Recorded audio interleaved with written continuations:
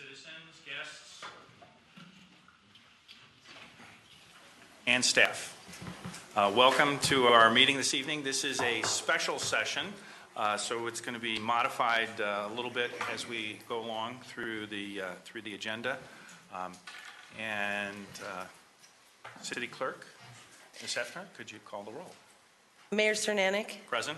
Mayor Pro Tem Beckman. Here. Councilmember Brinkman. Here. Councilmember Cole. Here. Councilmember Stallman. Councilmember Stein. Here. Councilmember Valdez. Present. And if all of you could join me in sending some good thoughts out to Bruce Stallman, Councilmember Stallman and his family. His son Mark died last night, and he and his family are working on what will be some level of services that are going to be there. I remember that Kelly had forwarded some pictures of Mark on Saturday. He was at the Rockies game, and he was just having the time of his life at that point in time. It was an infection set on suddenly last evening and ended quietly. And so if you can join me in sending out some good thoughts to Bruce and his family.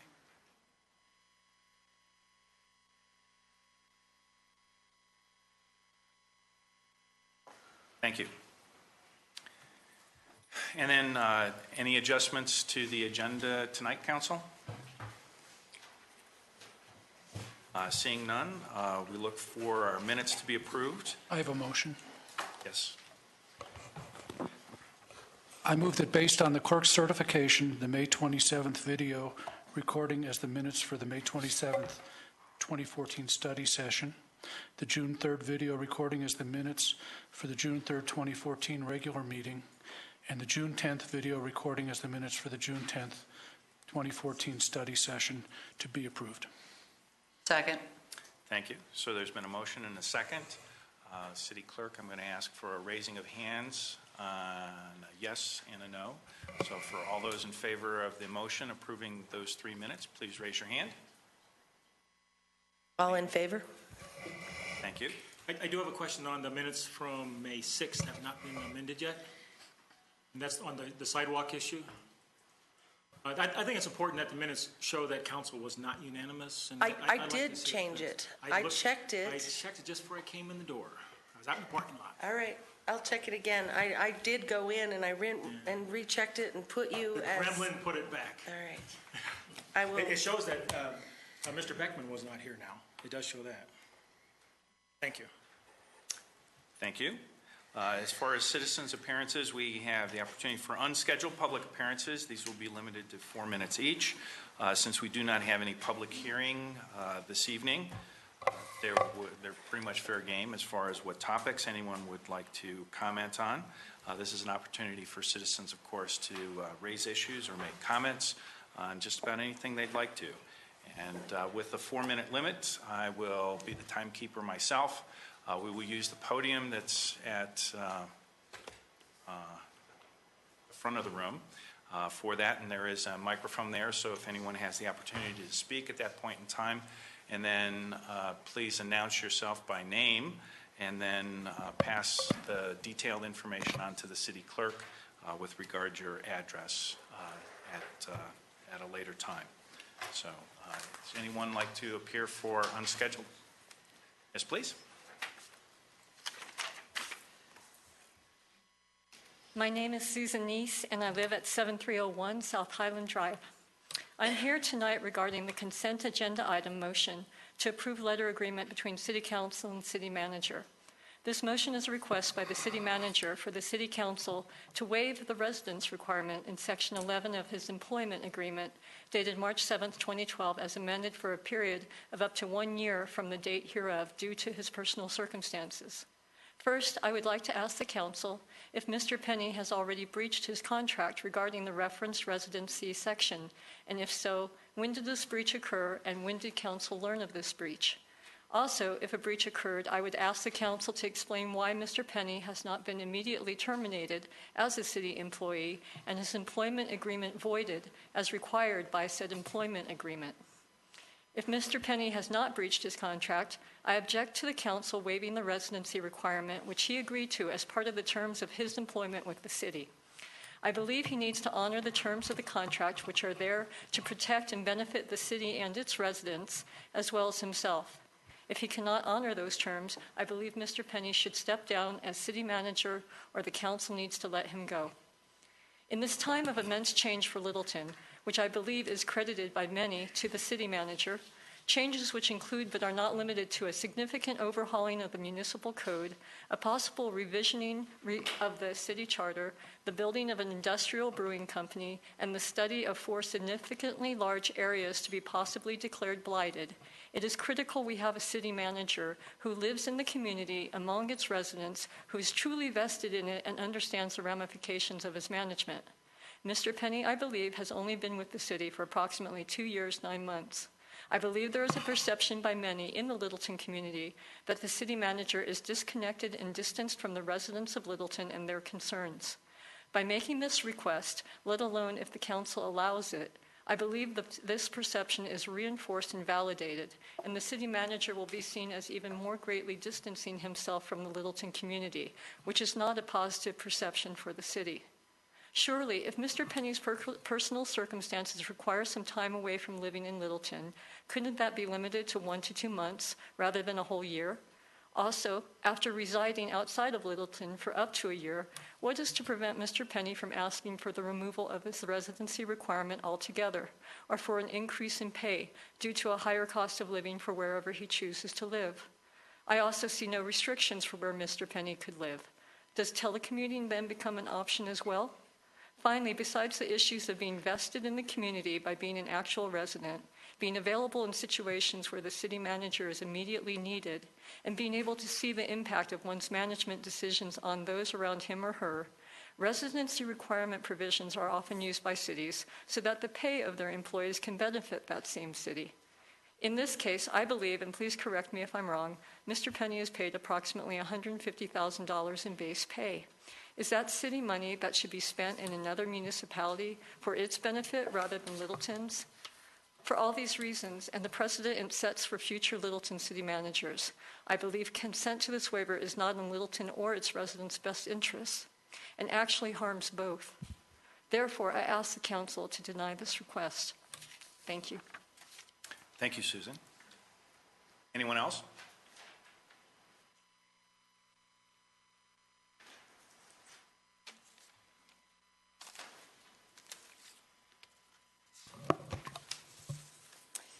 I'm Carol Brezak. I live in the 4th District. I'd like to talk about the urban renewal process. Those citizens that have questioned the urban renewal process have been told not to worry. There will be ample opportunity for citizen comments, that it will be a lengthy process. But I and others continue to watch the process unfold, and speaking for myself, I am concerned. I would like, for the public record, a response to this question. What motion or resolution was made by this council to authorize LIFT to do, to do what? That's my next question. Exactly what did this council authorize LIFT to do? The public record should show which council members supported the urban renewal process and which ones did not. Next, Ms. Ricker told citizens that the boundaries for the 4 proposed survey areas were developed by staff and council with input from others. That was the story for the first couple of meetings. Now the story, which is probably more accurate, is that it was staff and Jim Taylor that created those boundaries. Shouldn't it have been council that made the decision? Shouldn't the discussion to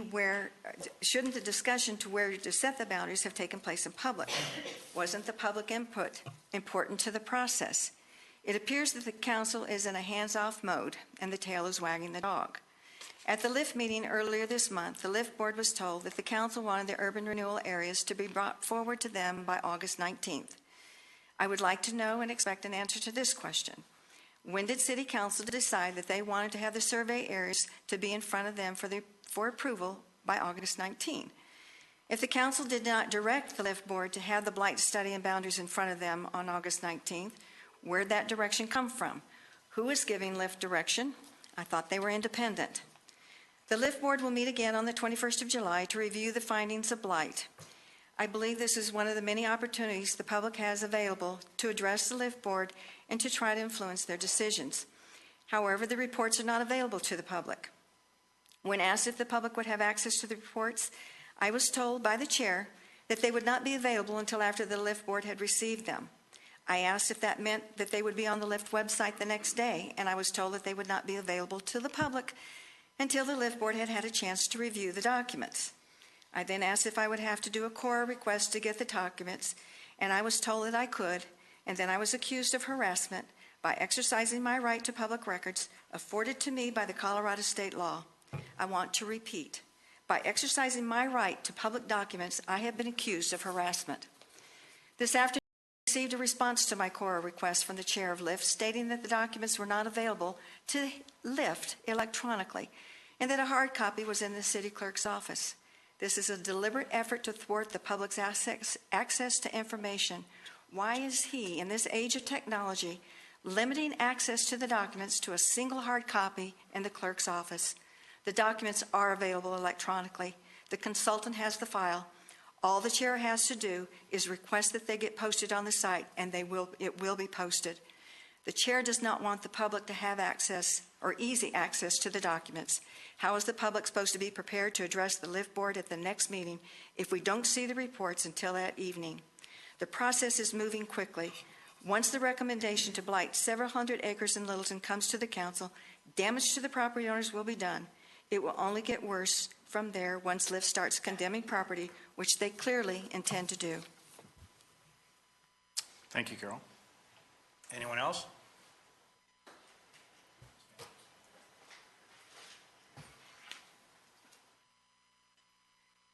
Hi, my name is Pam Chadbourne. I live in District 1. I guess I'd like to thank Susan and Carol for their comments. I agree with both of them, and I'd like you to consider them with my support as well. I wanted to bring up maybe a related issue to the planning board meeting last night. Last night was the fourth Monday of the month. It's supposed to be a regular meeting of the planning board. The planning board, as Councilmember Jared Valdez has pointed out, has failed to meet on its scheduled meeting dates for several months. Yet, when the citywide plan was approved, they and you imposed priorities on their next work for neighborhood plans and corridor plans. And at that time, urban renewal was not specified in the citywide plan or the economic plan. Suddenly, urban renewal emerged after those plans were approved, and I would think, if I were in the planning department, if I were on council, if I were on planning board, if I were the planning director, to me, the priority of the neighborhood plans and the corridor plans would become even higher and more important. The information in those plans is valuable to the citizens, is valuable to the decision makers, even more so when urban renewal is being considered in those areas. How can it be that city management doesn't think it's important to do work on these neighborhood plans and corridor plans, which affect urban renewal that's in progress now? How can that happen? Something about management priority here is not agreeing with what seems to me common sense, much less good business management, much less good management of public money.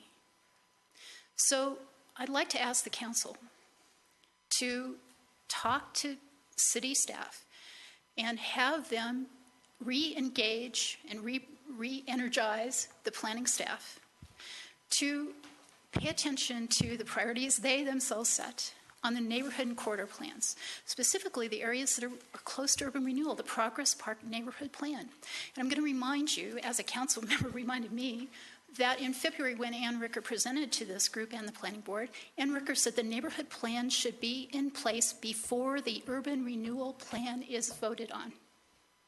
And that's because all of the information that you find out in that plan is very relevant and important. And in fact, she also told you that the community engagement process is important to the urban renewal process. So it's just one more example of the kind of disconnect between city management and citizens. And sometimes citizens have a point. We can suggest a direction that's useful to you and us. So thank you for your consideration. Thank you, Pam. Anyone else? Thank you. Council, we now move on to the consent agenda items. These are listed in item 6 of our agenda. Consent agenda item A is a motion to approve a letter of agreement between the City Council and the City Manager. Item 6B is appointment. I'd like to pull that, please. I have a couple comments on it. Item 6B is appointment of Councilmember Stallman to the Board of Littleton Invest for tomorrow. I'd like to pull that as well. Ordinance 6C is an ordinance amending Title 11, Chapter 7 to revise the capital facility impact fee rates for fire, museum, library, police, and facilities. Item 6D is an ordinance on first reading, amending the Littleton City Code Title 2, Chapter 9, related to the powers and duty of the Planning Board. Item 6E is an ordinance on first reading, amending City Code Section 7-4-9, pertaining to the removal of derelict vehicles from public property and rights of way. Item 6F is a resolution increasing the non-sufficient check and credit card return fees. And item 6G is a resolution amending the community development fee schedule. Looking for a motion to approve consent agenda items 6C through 6G. A motion to approve items number 6C, 6D, 6E, 6F, and 6G. Second. Thank you for the motion. We have a motion and a second on the floor for consent agenda items 6C through 6G.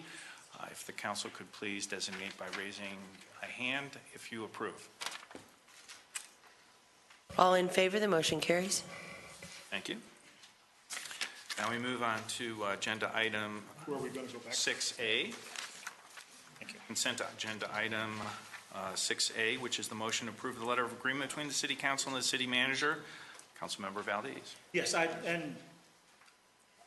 while I am in favor of allowing this to happen, of course, personal things do happen in our lives where we hope they wouldn't happen, but they did happen.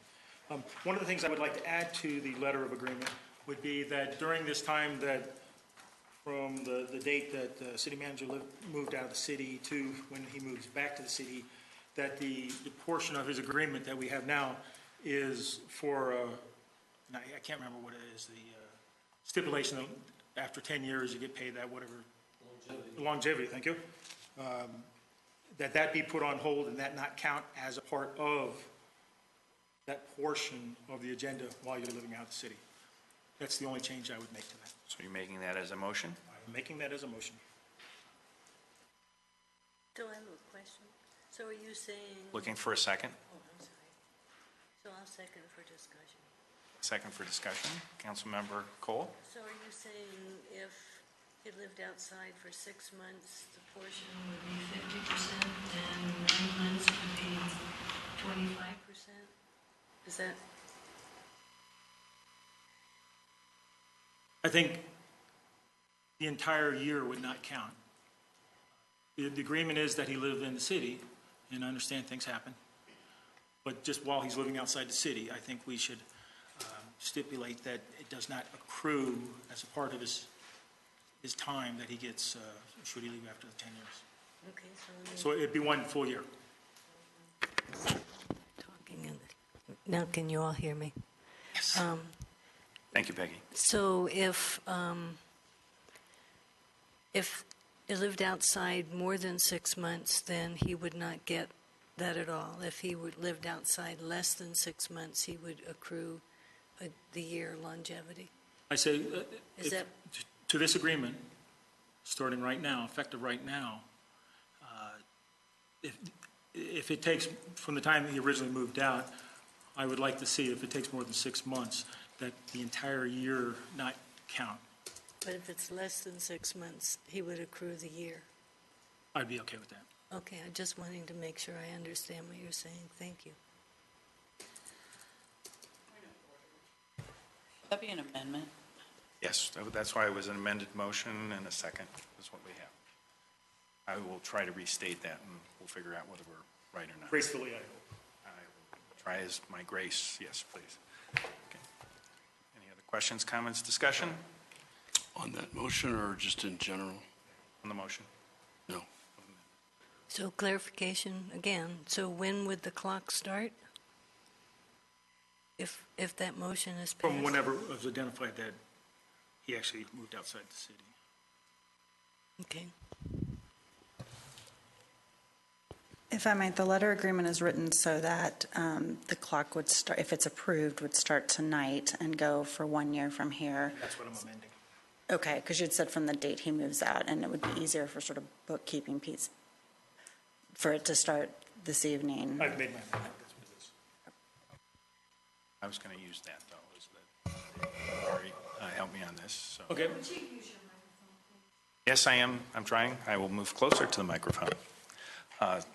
The amendment before us is that the longevity bonus, if applicable, the accrual thereof would be suspended from the date of the agreement. I'm using that date until the city manager moves back to the city.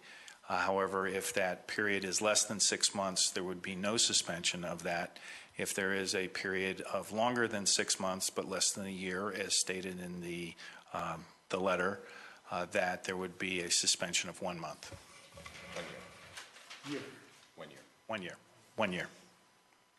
Mayor, I'm sorry, we did not have an original motion to approve this letter. No, this All we is had was this an is an amendment. amendment to the letter. Oh, we didn't have an emotion Oh, to true. approve it. Yes, you're correct. You were right. Okay. So, do you want to attach that to an original motion, Councilmember Valdez? Yes, please. Second. In the second. Okay. So it's now a motion that was not before us, but it is amended versus what we saw in presentation. I need to. Another second on the original? No, We good? both We're approved. good. Are we okay now? We are. Okay, thank you. And appreciate that, Councilmember Brinkman. So we would be voting on the motion as amended. Yes. Before we, regardless, irrespective of how that works, then we would likely have another vote on the motion if the amendment does not pass, correct? Yes, Thank you. there's an opportunity, Or even if the motion does pass. even if it does pass, yes. Okay. So all those in favor of the amended, So question, so is it appropriate for the city manager to comment? city manager, would you like to comment? What's the question? Is that an acceptable amendment? No, yeah, I guess. Yes. What you think of that motion? I think it was a well-stated motion by Councilmember Valdez. Substance. I can live with it. Thank you. I understand the concerns, and I appreciate the consideration the council has given me Thank you. very much. So, Thank you. motion is before us. I will ask council to signify by raising their hands if they're in favor of the amended letter that's before us. The vote is 4 in favor with 2 voting no. Councilmember, I'll ask them to say no. Raise your hands if you're not in favor of the motion. So, now we have that. Yes. 4 to 2. It carries. Thank you. And that's how it goes in the record, right? 4-2. Yes, sir. Little tease there. Okay. We heard you. Okay. And now we're at what was previously stated as consent agenda item 6B, appointment of Councilmember Stallman to the board of Littleton Invest for tomorrow. Councilmember Valdez. A couple things have been brought to my attention on this item, and I have, again, appointing Mr. Stallman is not an issue again. The question that has been asked of me, and I thought it was a good question, is if Mr. Stallman is a voting member, and I believe he will be, Correct. and he votes on an issue that eventually comes to council, does he get to vote again? I think ultimately that Kristen can speak in addition, but I've talked to Councilmember Stallman about the fact, and I also have answered the question with a few of the other council members, that at a point where we are talking project specificity, he will need to make a decision whether he wants to vote as a LIFT board member and then recuse himself of the council vote, or recuse himself as the one and vote on the other, because they will get into a level of quasi-judicial action, and to avoid the appearance of impropriety, we'll want him to separate that out. So that's something, I think we're a long ways from that, and I'll update the council a little bit on the status of LIFT during the staff and council updates. I guess I wouldn't agree to that. If he's going to be a voting member, then he should vote. Because if it's going to be a no-brainer type vote, it's going to be 6 to 1 abstain, and then it comes to council. And if he's a part of that discussion, then he should either vote. The representative should either be on vote or not be on the committee, but they should also not vote on the same issue when it comes before council. Well, and the challenge we have is the resolution that was passed in 1980, whatever, is that has a council liaison, I'll use, but a council seat on that board. I don't know what the thought process was there, because I think the conflict would have existed then as it does now. Maybe there was some court case laws, but we had a vacancy on it, so we were able to comply with that.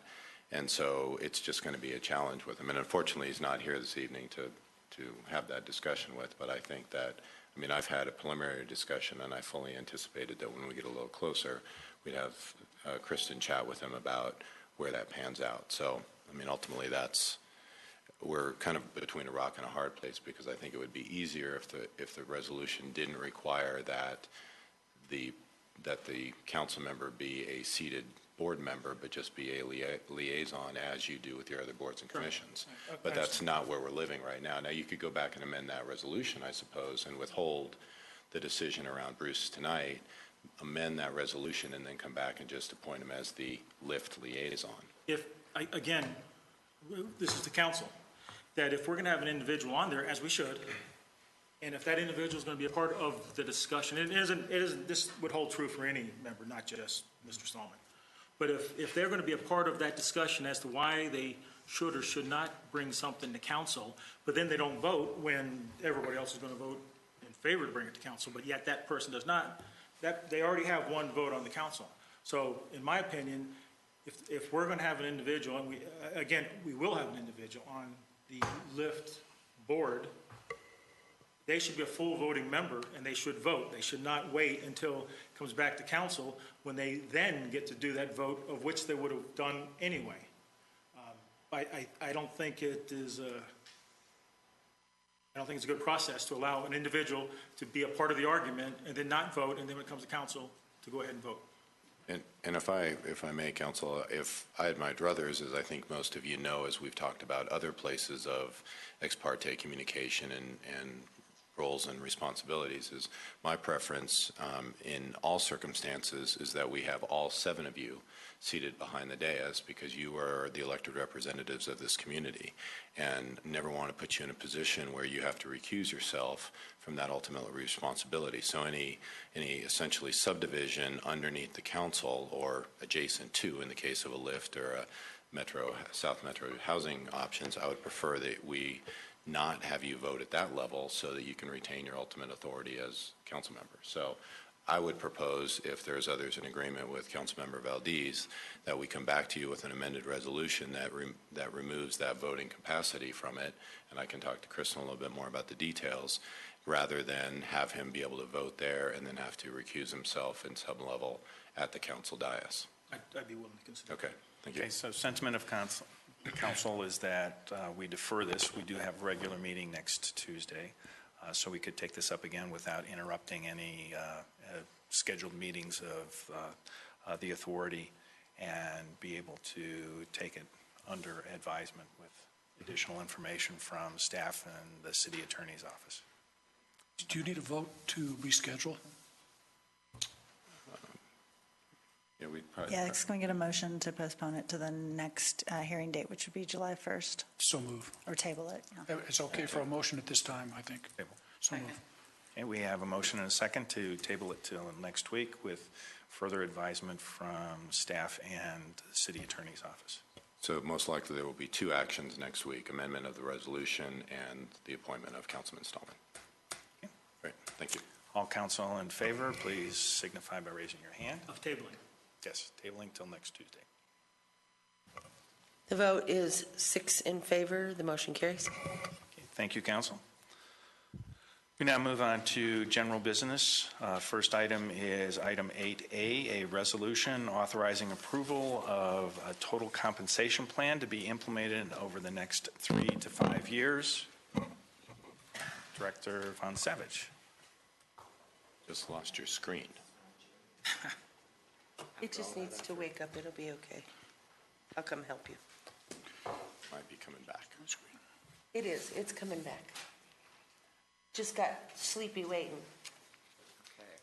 So as you recall, the council had asked us to come back as staff after budget to make a request for putting together a total comp plan.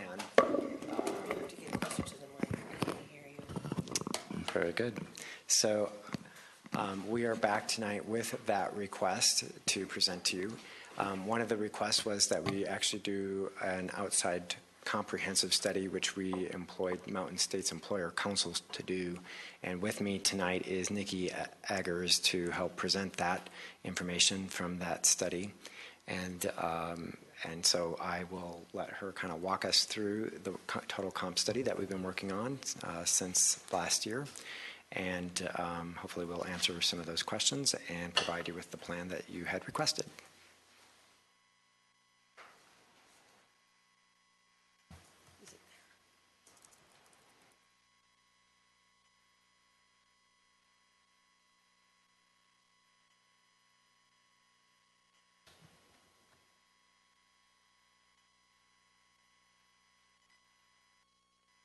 Well, oh, there it is. Sorry.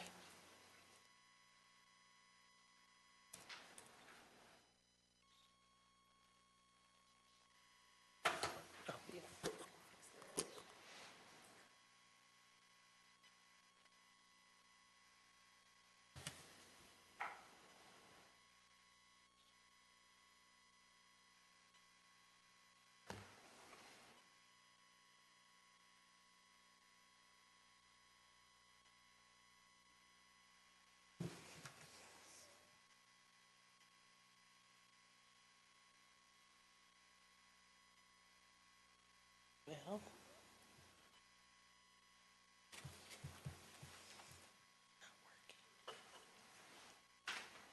there it is.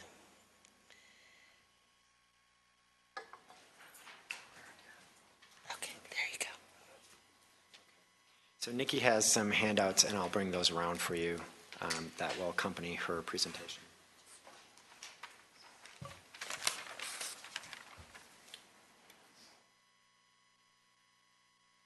Good evening. Good evening. Welcome. Thank you. My role here tonight is to explain the process that we went through and clarify any questions you might have about what we did and the decision-making approach that we had. Just want to reassure you at the beginning that the methodology that I'll be presenting is the same methodology that we use with all MSCC clients in our compensation practice. It follows a systematic, sound theoretical approach. We are consistent in our the way that we approach the system design and getting the decision makers involved in that process. So some of the factors that are really important to us is to start at the strategic and work down to the tactical. We believe that we want to look at a 20,000-foot view, start at the philosophy. It goes to the issue of what are you trying to accomplish as an organization? How can we help you get there? And what are the benefits of putting together this system? And the handout that Eric just gave you is a narrative of the information that I'll be covering in the slideshow. So if you turn to the first page, there's some introductory information regarding that strategic approach, as well as the philosophy that I'll get into in just a moment. Can we pause for a second, just a second, Nikki?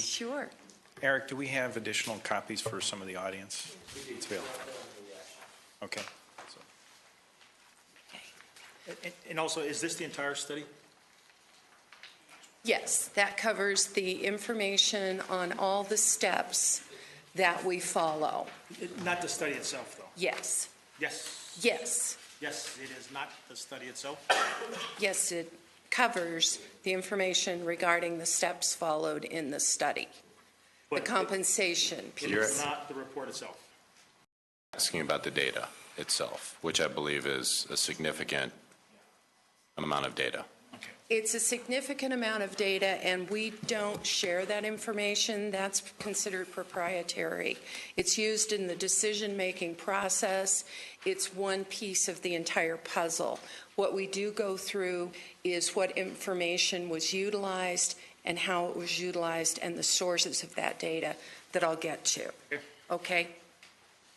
We also have an extensive benefits analysis, and there was a narrative and a spreadsheet of data on that as well.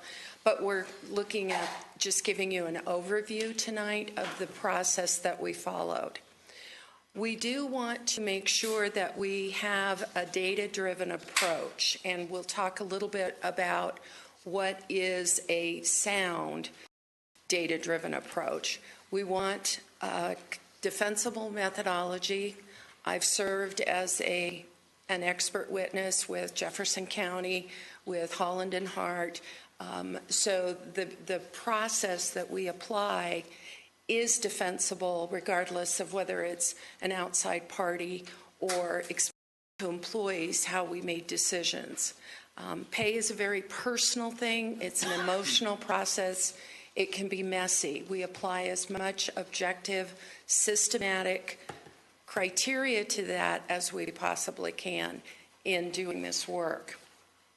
We also start at that strategic level to ensure that it's sustainable over time, that the information that we leave with the city can be refreshed and repopulated each year. The directors were involved in making sure that the data, the survey data that we extracted was applicable to the jobs that they are intimately familiar with.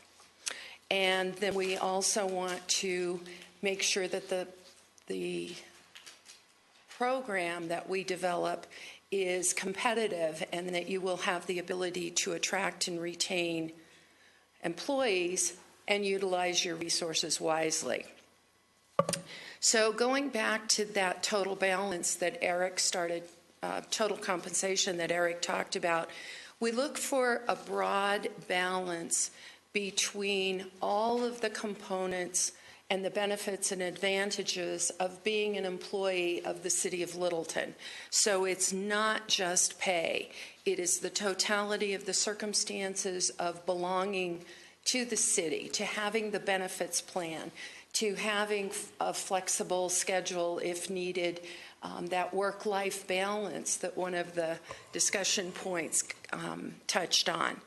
And the benefit plan is also something that we did take a look at. We worked with the Total Compensation Committee. I'm going to digress for just a minute and tell you a little bit about the benefits study. We looked at every single benefit that the city provides. So we looked at vacation, holiday, medical benefits, retirement benefits, et cetera. And we utilized the data that Mountain States Employers Council produces. In the benefits area, we have a miscellaneous benefits survey, a health and welfare survey, and a paid time off survey. So we look at medical, retirement, sick leave, et cetera, and we collect data from hundreds of employers. At the council, we have over 350 public sector members.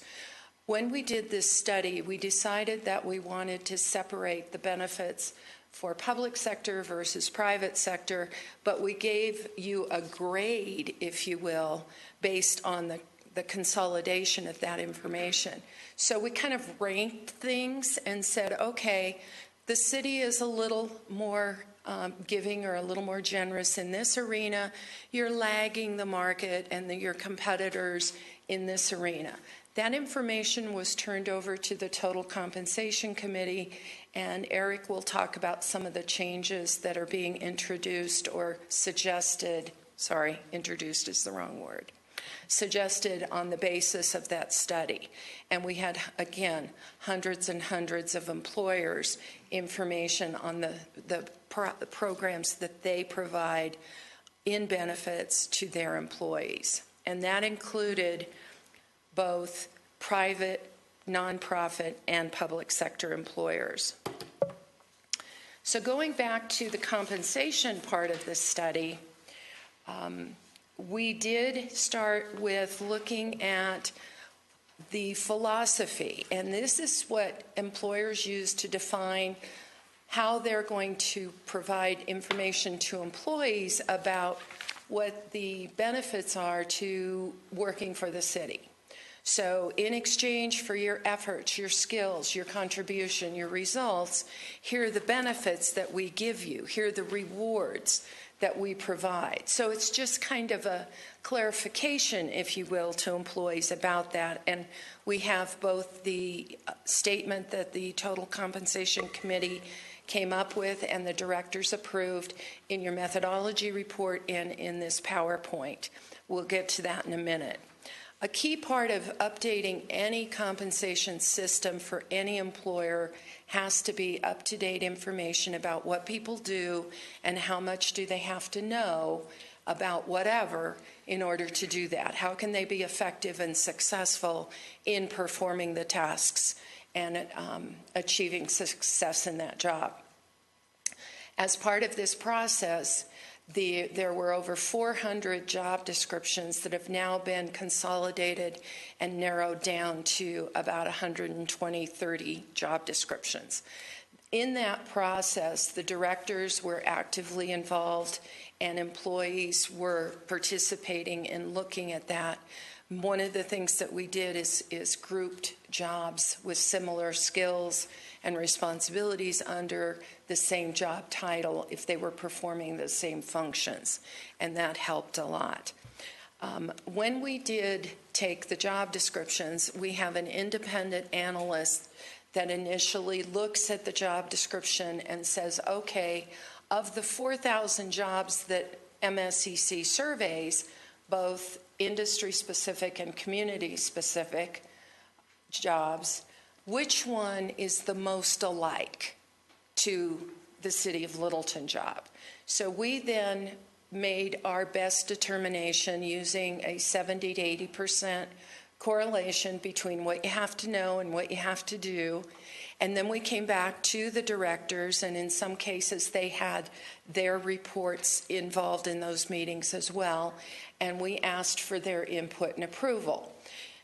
Now, no job description captures every nuance of a job, and of course the interpretation of the information presented can be off.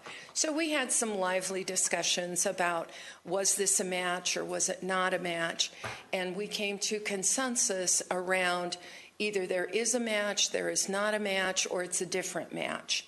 And we had a lot of discussion around making sure that this was not in any way arbitrary or capricious, because we still have to have that 70 to 80% correlation in those job matches.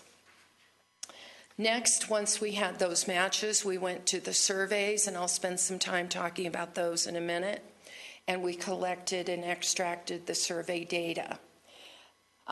Once we had that information, we built the system and we looked at the cost to implement the system, and then we did some communication and implementation steps.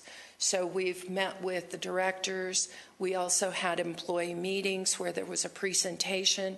We gave them this same, almost same PowerPoint presentation. There have been some additions, and we took out some of the definitions that we gave to employees. To not take up too much of your time tonight.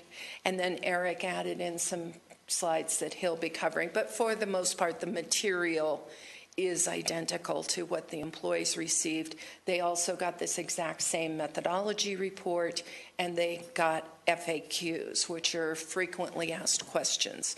There were 20 questions that we put together, knowing that that's the most probable information employees would like to know regarding the study and the impact on them and the decision-making process.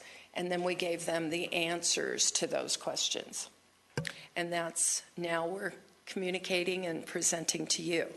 So going back to the philosophy, you can see that this is what the group developed. We spent a lot of time talking about what should the philosophy encompass, what do you want to share with employees, what do they need to know about your system. In the job matching process, again, just want to reiterate that we did get that input and approval. And another point is the information on the jobs is what we considered. We don't take into account performance, nor do we take into account the incumbent or the job holder.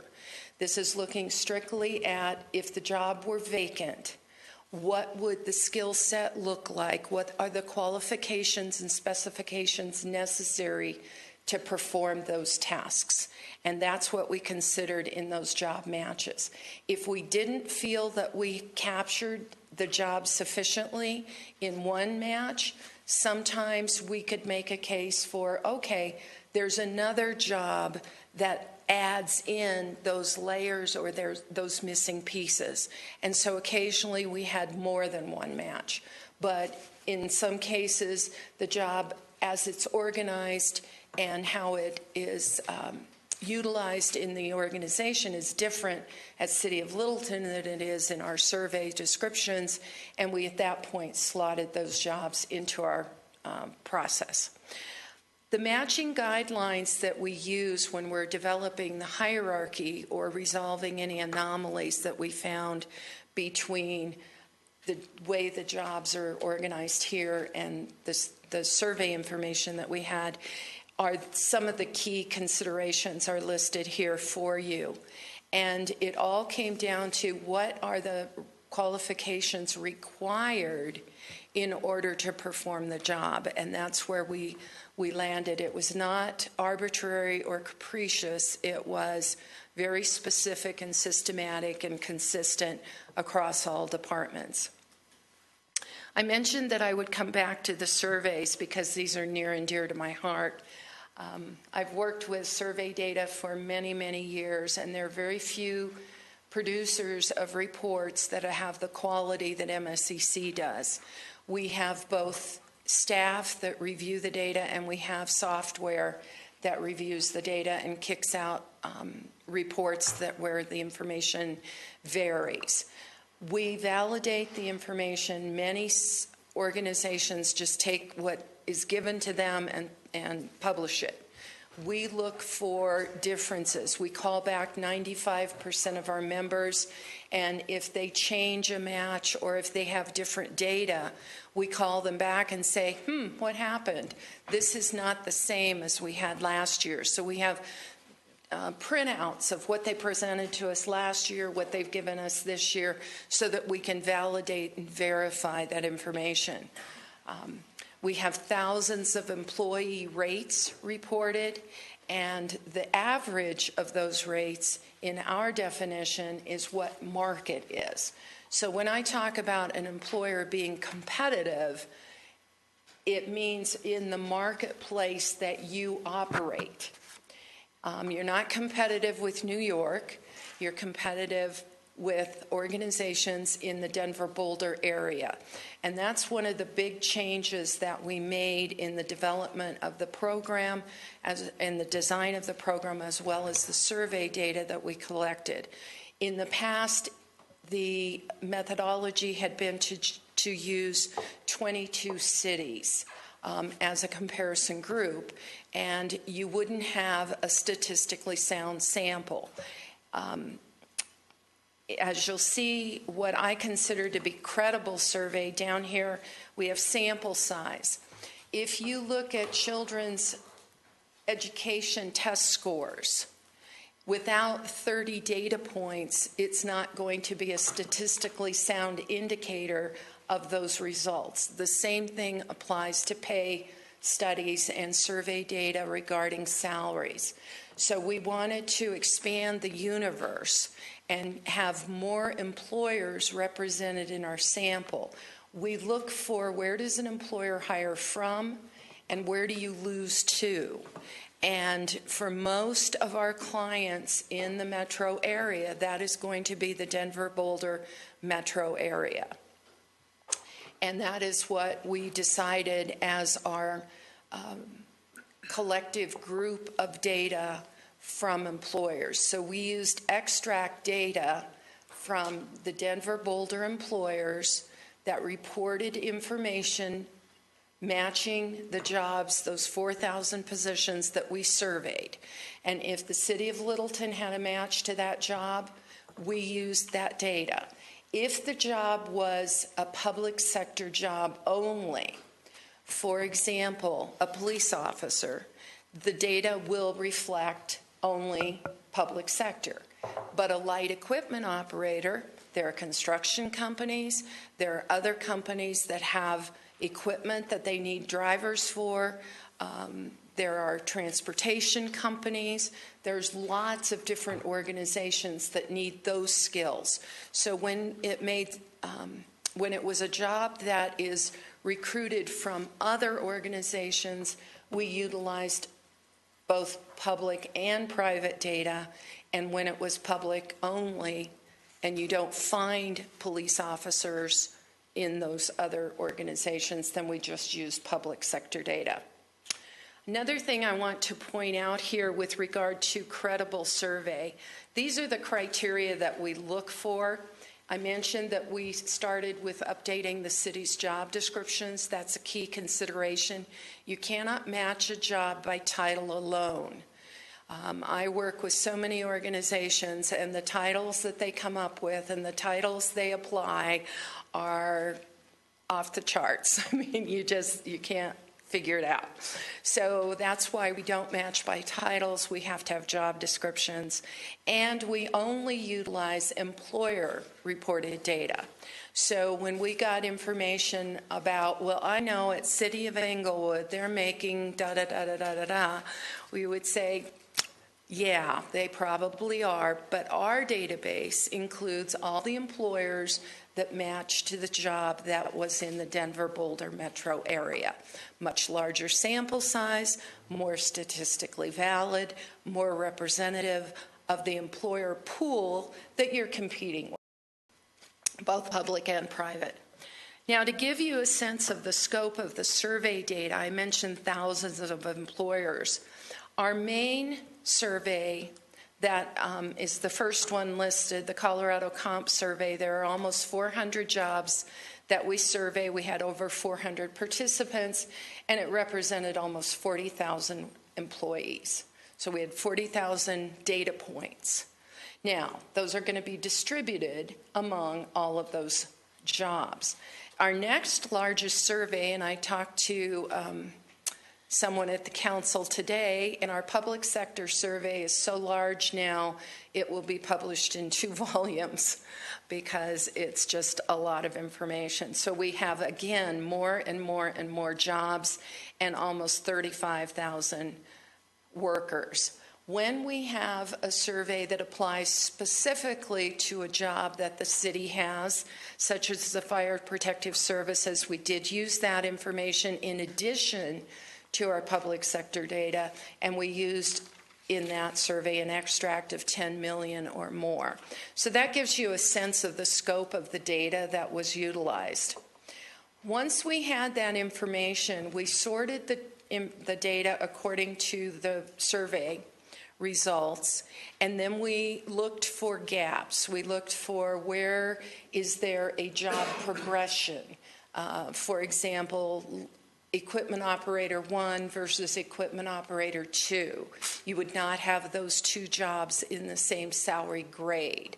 And a salary grade is a cluster of jobs that are all paid on the same scale. So they have the same range, minimum, midpoint, and maximum. Once we had the initial sort and the grouping of jobs into potential grades, we went back to the directors and sat down with them and said, okay, tell us what you think. How did these jobs stack up? So there was that internal lens. And then those jobs that needed to be slotted, we looked at, okay, where do they best belong in conjunction with the other jobs that are already assigned to the grade based on the market value of those positions. Then we developed that range, the minimum, midpoint, and maximum. And as you can see by this slide, individual employees could be paid at any point in the range. The range is a big box that allows us to have earning potential that accounts for nuances in performance and or scope of responsibilities in the job. So that was what we did, and then we got into the implementation of preparing the salary ranges, and that'll be available soon. We haven't resolved that completely. We still have some questions on, does this job belong here or belong there, that have surfaced, and we're working through those. But for the most part, the program is in place, and the update and implementation of that will be moving forward. That's what I have, and Eric is going to talk to you about some of the proposed changes. Nikki? Yes. Is it appropriate here to maybe stop and see if anyone has any questions before we hand it to Sure. Eric? Is that okay? So, You betcha. Councilmember Valdez? Just one quick question. As you were analyzing the job, I didn't hear you say that you were matching it with other government jobs as well as private sector? Right. What we did is we look at the job description regardless of where we could find it. So in our 4,000 jobs, if it was in, I'm going to use this, it didn't happen, but the Rural Electric Association, let's say we found a job that the city has that absolutely is spot on with qualifications and duties, we would pull the data from the REA survey. So we went to where did we find commensurate data? The example that I used with police is you don't find police officers in private and nonprofit organizations. So when it was public only, we used public only data. When the job was competing with other employers in the universe of private and nonprofit and public, we expanded that and used the data of all three. Thank you. Sure. Other questions, Council? Councilmember Cole?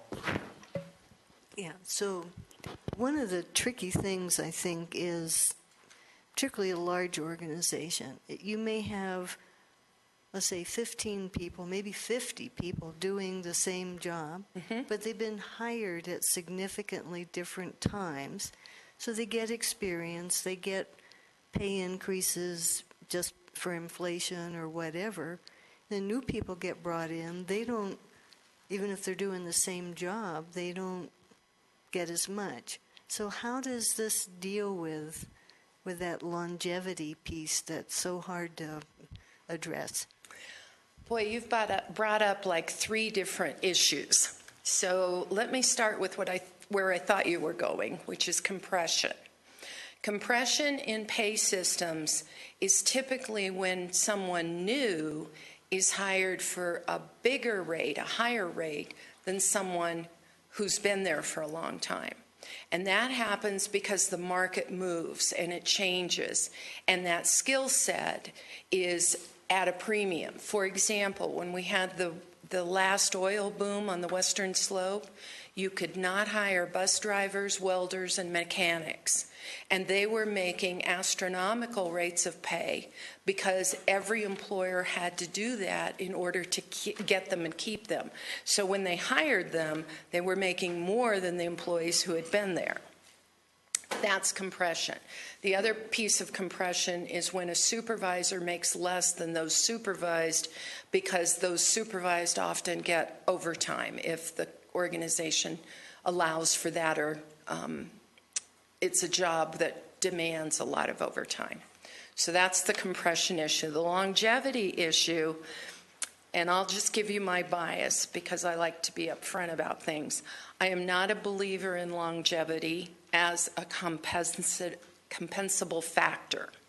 And in fact, we have a paper that we gave to all the directors saying, here are the compensable factors: knowledge, decision-making, skills, problem solving, credentials. Nowhere on there is it, you've been here longer. Well, so let me interrupt a second. It's hard to, I think, be in a position for 5 or 10 years without gaining really important knowledge. In one sense, that the brand new person, even if they've had experience elsewhere, they don't know this context. They don't know the organization, they don't know the systems or the policies or the practices or the steps involved in this organization. They may have done similar work somewhere else. I totally agree with you on that. Where I tend to be a little cynical is I'm not sure that employees automatically gain skills every day that they're at work. They have to choose to gain skills every day at work. If the technology changes, they have to adapt and catch up, or they're not going to have a job. But in terms of a job that's pretty routine and doesn't change a lot, it's not very dynamic. I've seen people that do the same work every year for 13 years, and they don't improve their performance or their skills. So it really is a personal bias and how people are supervised. If the supervisor is saying, hey, we need to achieve this, we need credentials on that, we're going to add this, we're going to cross-train you, and makes it exciting and interesting, and there's job sharing or whatever it is that people find motivating, yes, I'm all for that. What I'm not for is compensating somebody for showing up. Yeah, I'm not either. So, okay. But I think we're on the same page. Thank you. Yeah, and I do think there are people that gain experience every day and are better and can help train others and add value to the organization. I just don't think it's something that occurs across the board. But that's where good evaluation process documented matters. Correct. And I started out this presentation saying this is not about performance. So then the third point that I was going to go to is if you hire someone at a lower rate than those who are already here, they have the advantage of longer participation in the benefits plans. They have more vacation time. They have the retirement benefits. They know the ins and outs of the organization. And if they're really good, they should be getting ready for a promotion or a transfer or, whatever their personal plan is to do that. If not, then you can have people making about the same amount of money, regardless of the number of years of service. Again, council, questions? So I wore you out. No, Nikki, not yet. I'm going to state a couple of things, and I just want to make sure I've heard what you've said, but I'm going to put it back and maybe in some different words. Sure. One is the process looks at position worth, not person worth. Correct. And that's something that's very strong. The other is by going through the exercise with management and supervisors, what it does is appropriately evaluates where there is, or places where there is accountability for certain items to be there, correct? I would say that's a byproduct and an absolute advantage, but it's not something that we have, I'll just take it I don't have influence over that. My hope and anticipation would be absolutely. And then the other, at least, has been my experience when you've gone through the scoring of positions, is it makes clearer and more evident to folks what career pathing opportunities there might exist. Correct. And sometimes that's the reverse. There aren't, in smaller organizations, there aren't career opportunities for growth, or the organization can't afford promotions. It's a very different world today. And it may be that in order for that person to achieve those personal goals, they have to leave the organization. And that's okay, because some turnover is very healthy. In my bias. Thank you. Thank you. Okay. So we're coming back because you had asked us to put together a long-term plan for our total comp and for our pay in the future. And up to this point, maybe for a variety of reasons, because of where the economy was and things that we had to do, we just never got there ourselves. That said, that's also difficult to explain to employees when you're trying to tell them, here's what your future will hold. So what we have put together with the information that we have taken from this very detailed and lengthy study is areas of focus where we can build that 5-year plan and position ourselves as an employer of choice. So I'll start right out of the gate with saying that we did put a 5-year plan together, that we took all those items that came up in the study that we found as deficiencies. At budget, we were talking about a specific deficiency that maybe the organization was aware of, and council said, well, is that going to be the answer to the question, or are we just piecemealing this? And we were talking about retirements that were behind at the time. And so that's why we are here today, is to figure out what are the priorities we need to do. Is it a multi-year plan? And yes, it is. And we put it together as a 5-year plan in order to achieve. And there were probably good news, just a small handful of areas where we may need to improve and where we are behind the market. And those areas are, we do have a handful of folks who actually do fall below their pay ranges at this point after having gone out and done this thorough market analysis. It's not a huge number, but we do have a small number of those folks who are going to fall below their pay ranges, and so we would want to incorporate that and remedy that in our plan, which we did. We also identified retirement vehicles, and we were aware of that. We have a couple of vehicles that are behind. The civilians' retirement package or plan is behind in its match, and then the 457 voluntary match, which we don't do any match for. So we went out and identified what does the market provide as a match, and then built a 5-year plan off of that. Life insurance is pretty straightforward. The City of Littleton offers replacement of their wages of 1 times the annual salary, and the plan builds in 1.5 times, which is standard in the market at this point. And then tuition reimbursement is the other priority. So the Total Comp Committee has made these its highest priorities of items, and so when we put this plan together, we put it together over a 5-year period. On average, that would come out to about $320,000 on average per year if you're averaging that out over a 5-year period.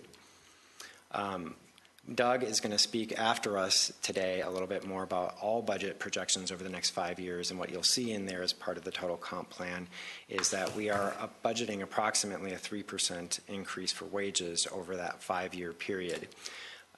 So you'll see that in his budget plan as well. And then health premiums.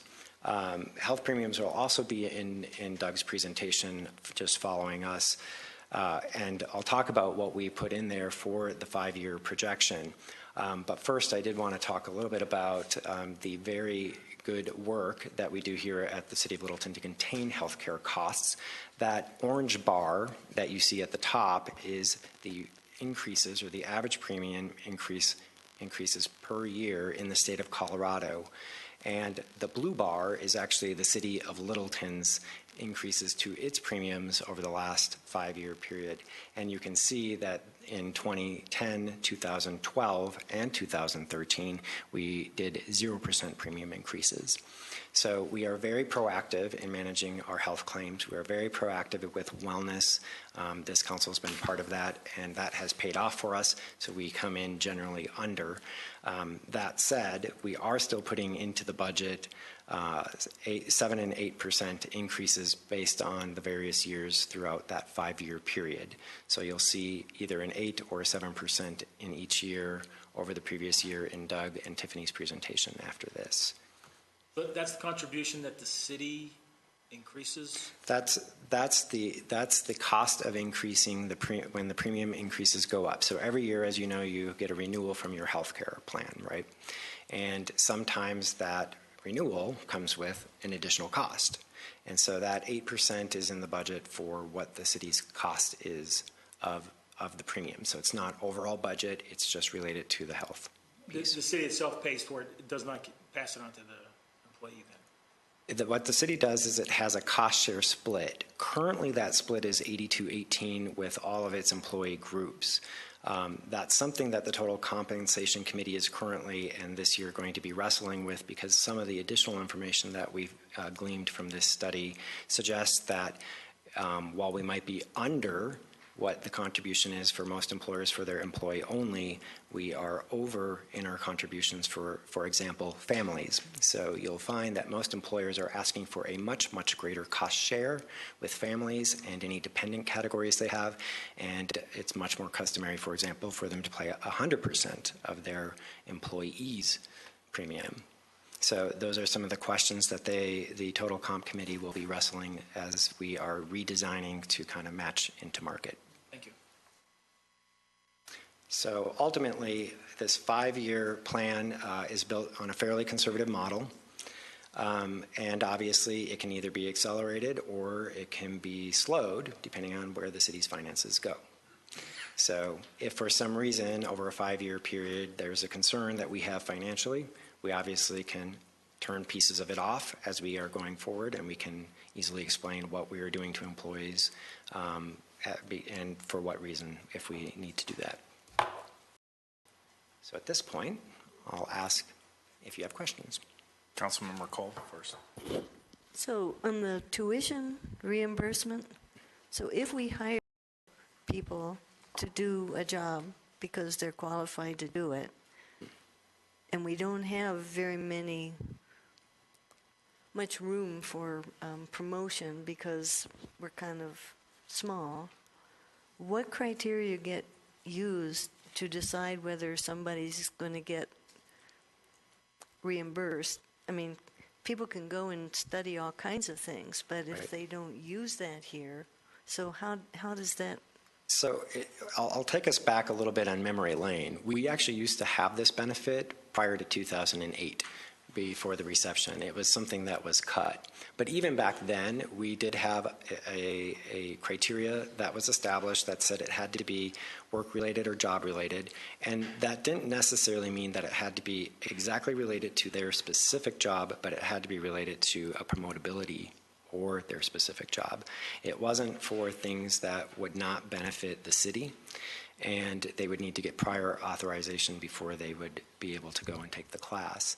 And then, like all tuition reimbursement programs, it has a little bit of a staying request to it that says, we'll reimburse you, but if you leave within a certain prescribed time, then you'll need to pay that back. Okay, so the supervisor's going to say, yeah, we think what you want to do will indeed benefit us.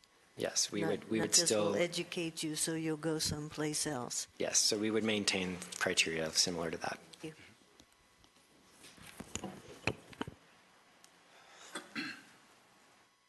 you. Other questions, Council? Yes, Councilmember Beckman. My question is probably directed to the city manager, but it addresses that last piece that Eric talked about, and that is, should we adopt this resolution, and should circumstances change in the next 5 years, I'm not reading into the resolution that we have flexibility. I'm seeing that we will follow this program. And, I'm just thinking, I'd love to be able to go the next 5 years, but what if we have a budget issue, or what if we choose to speed it up? So it's a great question, Councilmember, because I think we're all cognizant of Tabor and this council's inability to appropriate future funds. So really what this is a statement of support more than anything else. It is a directive back to the staff to say, to the extent that it is fiscally feasible, every year bring something forward until we are at that place of comparative value in our package to the as Nikki said, to the places where we lose people from or to or don't get them from.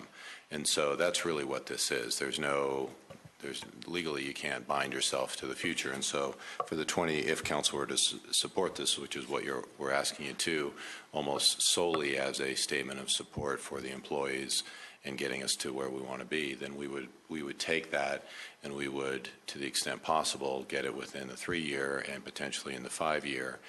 As part of the 2014 budget, you'd see 2015 budget, you would see as phase 1, and the next year and the next year, and probably how you would see that manifest itself is in the 2015 budget, we would, as part of when we identify the goals and objectives, we would identify this resolution. And maybe 2016 would actually be a better example of this, Bruce, because you would potentially have some new council members in there, and we would bring that forward and saying the council had seen this comprehensive study, they had supported this. That council can change their mind, obviously, but it carries it forward and gives us a nice direction as opposed to having to come back every year and say, oh, we're doing this, that, and the other. And just to follow on that, certainly, one time years back, council did something very similar to this. They gave council guidance that was beyond 1 year, but they still expected the same discussion at the budget sessions about, where are we going, why are we going, how did we get there, so that it didn't eliminate the annual study. It just gave everybody a framework in which to try to put it. Certainly, and we obviously have this study, and we would bring it back as part of like we do in the budget. So policy question 1 will be, does council support X? And we would reference back to this study, provide additional information. It'll be this council seated, so you guys will be cognizant of it, but yes. Thank you. You're welcome. That's piggyback. Yeah, because I think that's a great question because, by 2018, we're basically break even.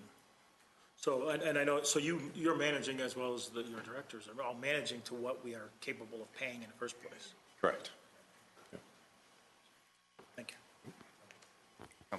So one more question. The other folks aren't necessarily going to stay static. So if they're doing a hell of a lot better than we are with their revenues, they may be giving position raises in addition to cost of living raises or whatever.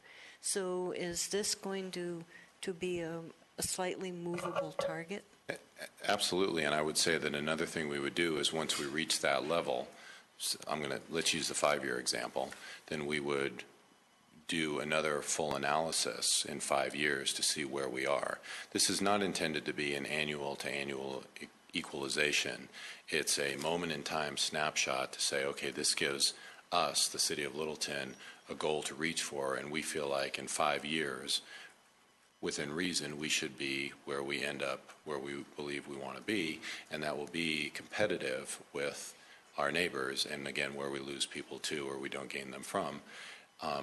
During that time, one of the things that HR does on a regular basis, as I think you're aware, is they do the exit interviews, and if there's something that is askew because all of a sudden entry-level law enforcement positions are going through the roof in some other jurisdiction and we're not able to acquire those new recruits, we're going to do something different. But I think in general, and I'm going to look a little bit at Nikki here, but I think in my experience, it doesn't change that drastically. We do tend to move together. Some organizations may put a larger percentage into the salaries and less into retirement, but the total compensation, which is what we're trying to get the word out to the employees, that it's not about whether the check is greater than or equal to Inglewood or somewhere else.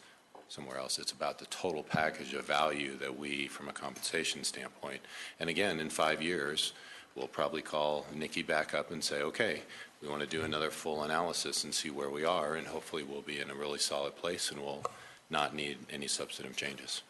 Does that help?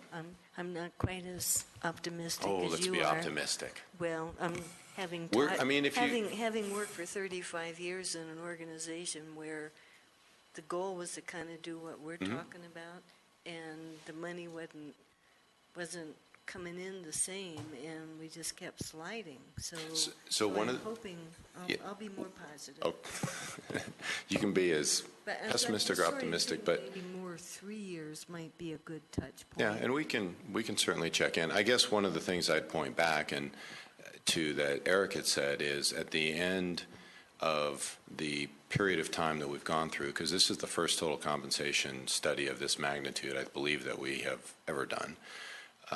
And so what we found was, and I don't remember the number, but it was about $15,000 was the total cost to the city of bringing people to the bottom of the ranges. And so what that says is over this whole duration, for all the ups and downs or no raises and then increases that we've gotten, is we're pretty much still in the ballpark for it. So at least from a salary perspective, obviously. And so at least gives you an idea that we're not completely out of whack on it and feel pretty good. And $1.6 million over a 3 to 5 year period, I mean, it's not an insignificant amount of money, but we're not, we haven't been losing people to other jurisdictions. I mean, we certainly do, but people enjoy coming to work for us here. We're not hemorrhaging, yes. That would be the positive way to look at it. Other council comments? Just my one thought, and probably more to the city manager than elsewhere, is this gives us a context of fairness, and it establishes a set of principles. And as with all budgets, when things are tighter, we're going to have conflicting sets of principles. And I expect that before we're done with our 2015 budget, we'll also have some principles on capital infrastructure and dealing with that over time, so that this is a set of principles not in isolation, and the operative 3 terms in the suggested motion is as resources allow. And the mayor has that underlined, I see. So yes, he's correct. Sure. So Eric, how many total employees do we have again? We just looked this up, so I'm going to give you.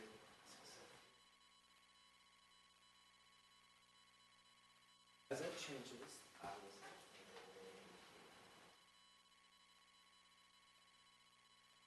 currently, we have 393 full-time employees, 38 part-time employees, and then the city employs 71 part-time pool, seasonal, or substitute employees to fill in the gaps. And then what is the turn rate? The turn rate is just about 7%. Then, so today we have 400 employees.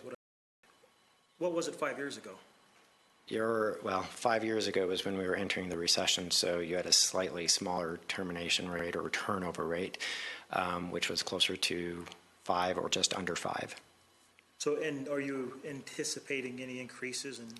I am, but not necessarily just because the economy is improving. There's a couple things that are occurring, and just having come from yesterday, the Colorado State's budget update, and meeting with their economists who were presenting on Colorado State, which is uniquely positioned in the nation. Our economy is better, which means that our market will be slightly more competitive for employees to look for other jobs than other areas of the country. But we also have facing us is a demographic issue, and that demographic issue is certainly alive and well here at Littleton, where we will be probably seeing a significant amount of turnover due to the fact that people will be retiring, and due to the fact that our workforce probably represents much like our community. I guess what I was actually, creation of new jobs, not replacement. I wouldn't necessarily say that there'd be a lot of creation of new jobs. That's really kind of up to the city council as we come forward every year, looking at what our needs are as a community. But I would say replacement. Okay, thanks. Council entertain a motion. I'll move to approve Resolution 48-2014, authorizing a total compensation plan to be implemented over the next 3 to 5 years as resources allow. Thank you. Second. Okay. Council, we have a motion and a second. Discussion? Further? Okay. Council's ready to take a vote. Please signify by raising your hand in favor of the motion as stated as the proposed motion. The vote is 6 in favor. The motion carries. Thank you, Council.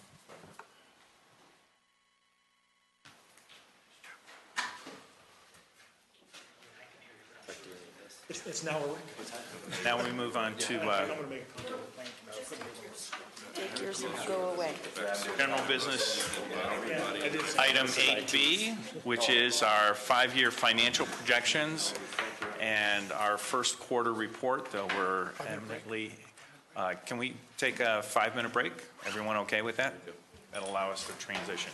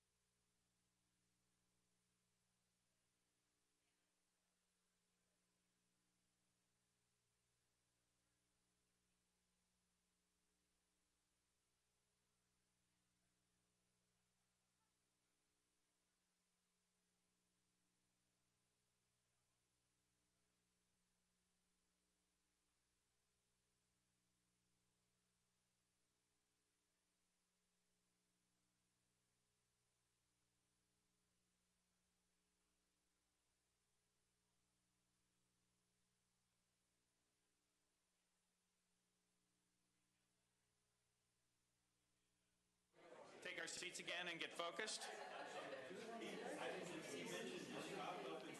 Okay, this is agenda item 8B, the 5-year financial projections, our first quarter report. Director Farman. Good evening, Council. Thank you very much, Mayor Cernanek. This is the first quarter financial projections, and it is a 5-year projection for the general fund, and we're also looking at 5 years on the capital projects for the city. So you're probably asking yourself, why develop multi-year fiscal projections? Well, it is an important planning tool. This is the third official iteration from the city in the last several years. There was a version in May of 2008, and then that was updated in May of 2010. But each year, the city staff does do projections, internal projections. If we are assessing new staff that are going to be added on or proposed to be added each year, we will look to see if those positions and the cost are sustainable over a period of time. But this is the third official iteration, and we'll be updating this one periodically, so it's definitely not set in stone. The government finance officers had done a survey supporting the use of projections as a planning tool, and some of that information showed that 78% of the respondents use this tool for their general fund, and 68% are also using it for other funds, so it is widely used. 94% of the respondents indicated that planning and projections were used to show revenue and expenditure trends to identify potential future fiscal issues. And 64% also used the tool to indicate how a structurally balanced budget could be achieved, which is one of Littleton's policies, and that's trying to regulate ongoing revenues and ongoing expenditures so the expenditures don't exceed the revenues in a given year. The purpose of the financial forecast is to evaluate current and future fiscal conditions and to help guide policy and programmatic decisions. An effective forecast allows for improved decision-making in maintaining fiscal discipline and delivering essential city services. So this tool aided in tightening the budget in 2012. Council's policy, as I mentioned, was to balance the ongoing expenditures with ongoing revenues, either to be less than the revenues or not to exceed those. And since then, we've been able to achieve pretty good budget to actual results in that budget policy, and that's been, our budget to actual has been within 3% each year in the last 4 years. Before you change the slide, the fourth bullet point is because council asked for it. If you want to take credit for that, that's fine. Yeah, Phil. I'd prefer to say it was a team process, but results are results, though, right? Oh, yeah. I just want to talk about the whole process and how it started. Some of the forecasting perspective that we incorporated into this forecast was a blend of objectivity and conservatism. And what I mean by, we utilize objective forecast, which we tried to estimate revenues and expenditures as accurately as possible. We also employed a conservative approach to revenue forecasting. And an example of that is we will not count on building permit revenues until we know that project has been permitted. A lot of projects get through some stages where they're still being reviewed. They might have a delay in their financing, or for whatever reason the project has been delayed. So we can't count on those building permit revenues until that project has been actually permitted. The major revenues and expenditure categories have been utilized, and these categories are very similar to the city's monthly financial reports. So you'll see some of those categories, but we use the same standard categories as in our monthly reports. The next step was to gather the information, and the city utilized a variety of methods to do this. We looked at state forecasting data.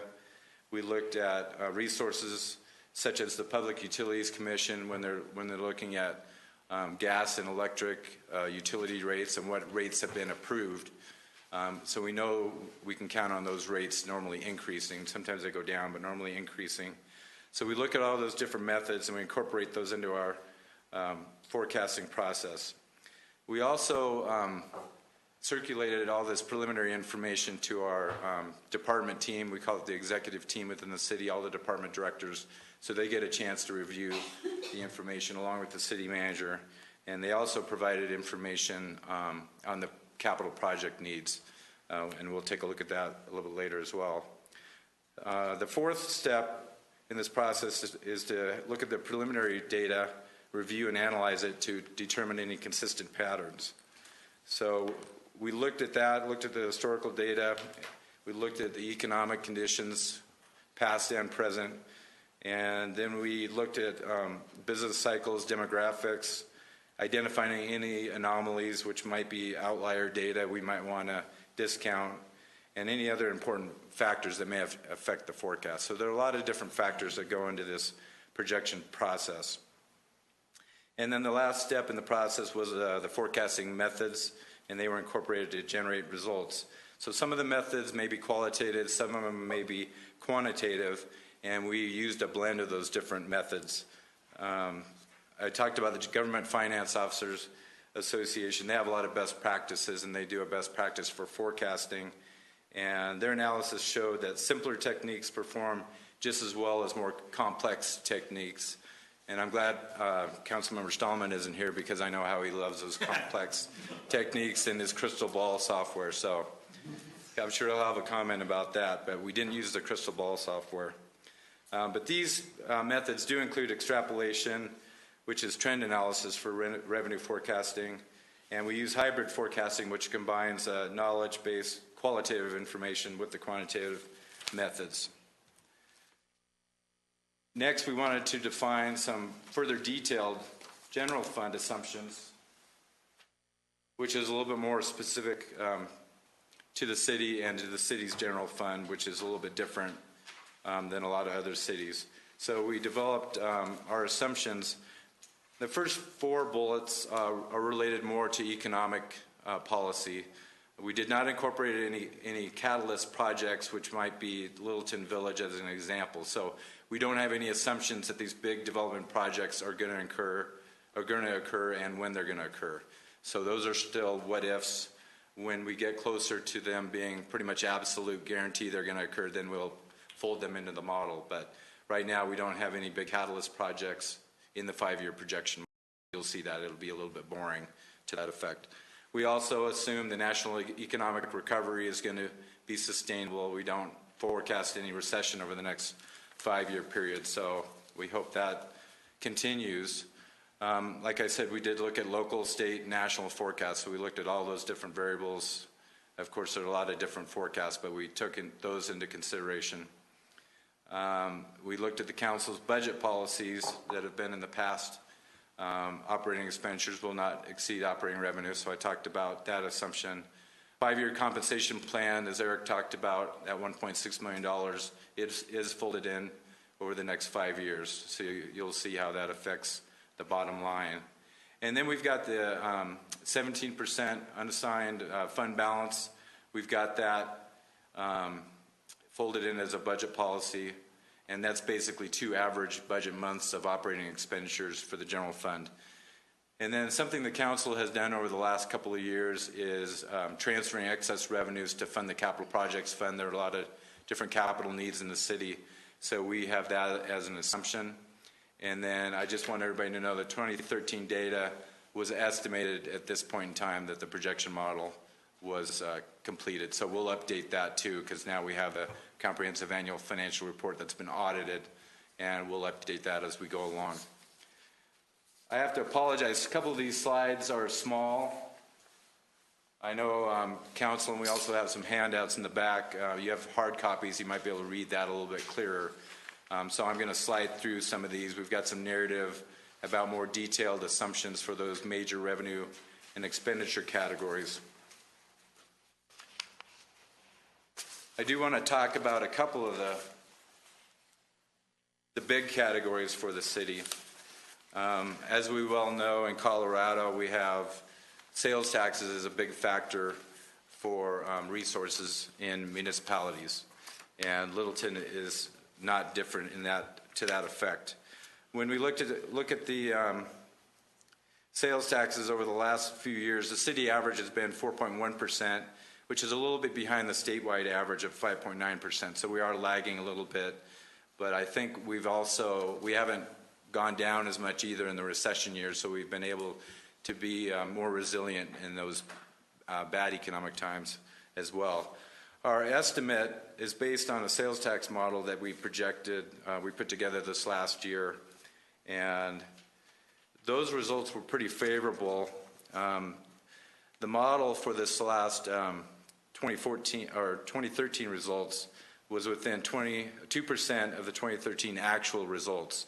And we have a large industry, which is retail sales and use taxes, and that's about 50% of that whole sales and use tax revenue stream, and we were actually forecasted within 1% or 0.8% of those actual revenues. So we're going to continue using that projection model. We'll continue to refine that as we go along. And one more note about sales taxes. The state forecast 5.9% growth in 2014, 6% in 2015. You'll see we don't have quite that much growth anticipated in the city. So you can see that lagging of the state average will probably continue. At least that's in the forecast. Another large, we call it a revenue stream, but it's really a contract reimbursement, is our intergovernmental resources, and that's largely derived of the fire service contract reimbursements from Highlands Ranch Metro District and Littleton Fire Protection District.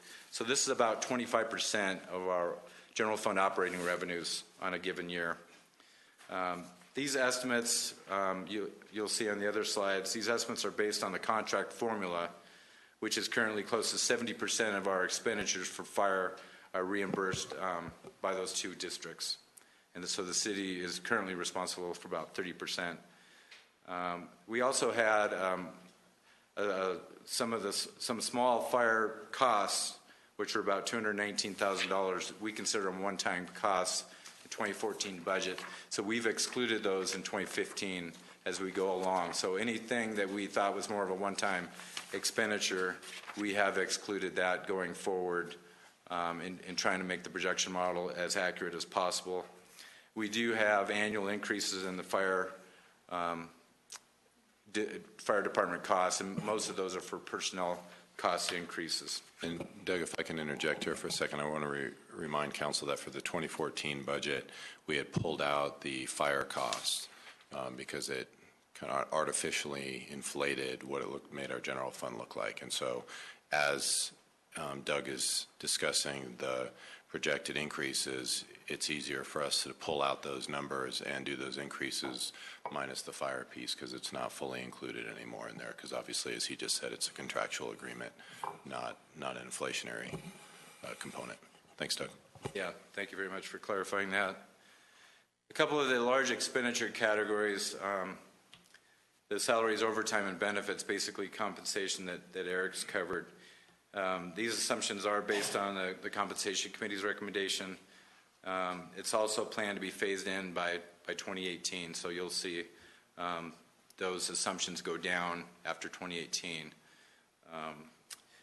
Salaries, overtime, and benefits, the personnel costs, they cover 398 general fund full-time budgeted employees and 78 part-time employees. So those are the budgeted positions for 2014. Some of them may or may not be vacant at this point in time, but we are budgeting at full capacity. Obviously, the city doesn't achieve that on every given month of the year, but I think right now we're pretty close to full capacity, and we'll continue to project that at this point in time. But these costs do comprise 74% of the general fund's 2014 annual operating costs, so you can tell personnel is a huge part of the general fund operating costs, and we have not projected any additional employee positions at this point in time. We will approach those on a year-to-year basis when the council reviews budget. Just as we're not employing any new revenue streams at this point in time, it's hard to anticipate the employees until they're actually approved and adopted by City Council. So that is not part of the five-year plan. Most of the other categories are projected mainly based on historical trends, and you can see that assumptions. This is one slide that is probably microscopic up there, but these are the results of those assumptions that I just talked about. I have a question on that page. So on the ratio from expenses, between expenses and revenue, they hover right around 1.02 or 04. What is the average across the board for other jurisdictions? For what was that? For the ratios between revenues and expenditures.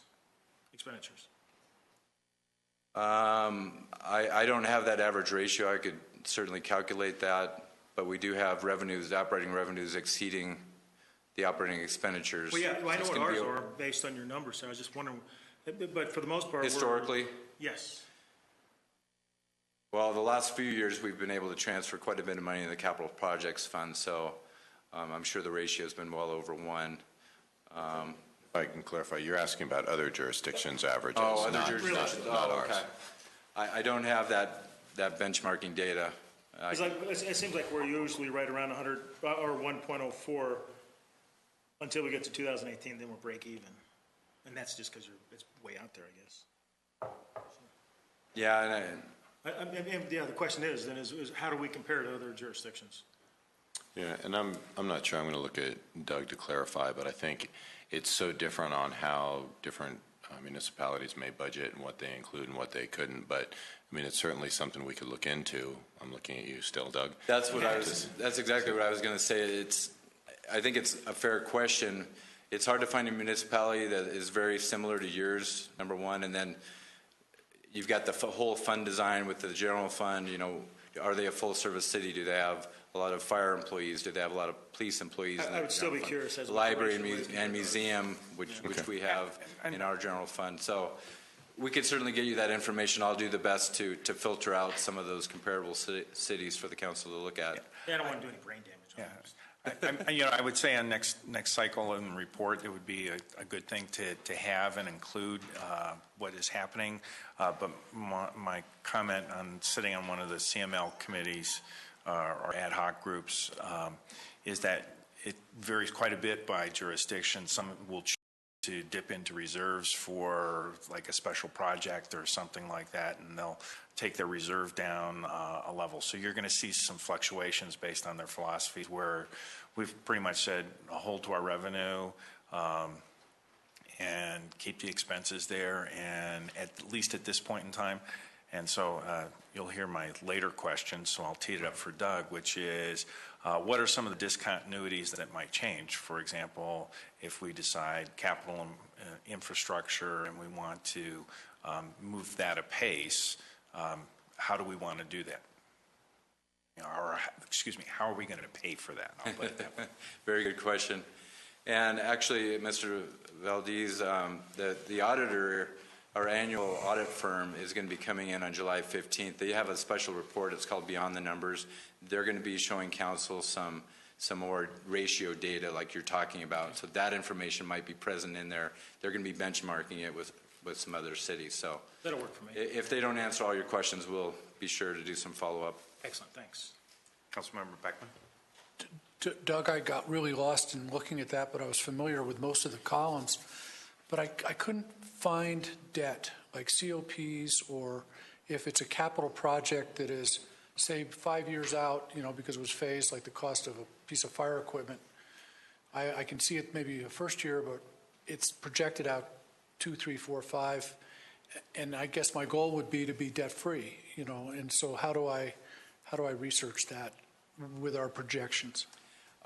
We'll actually be looking at, I've got a line for leases, I think what you're talking about with the certificates of participation. So we will look at that. Those are funded out of the Capital Projects Fund, and so they're not being paid out of the general fund, I guess, directly.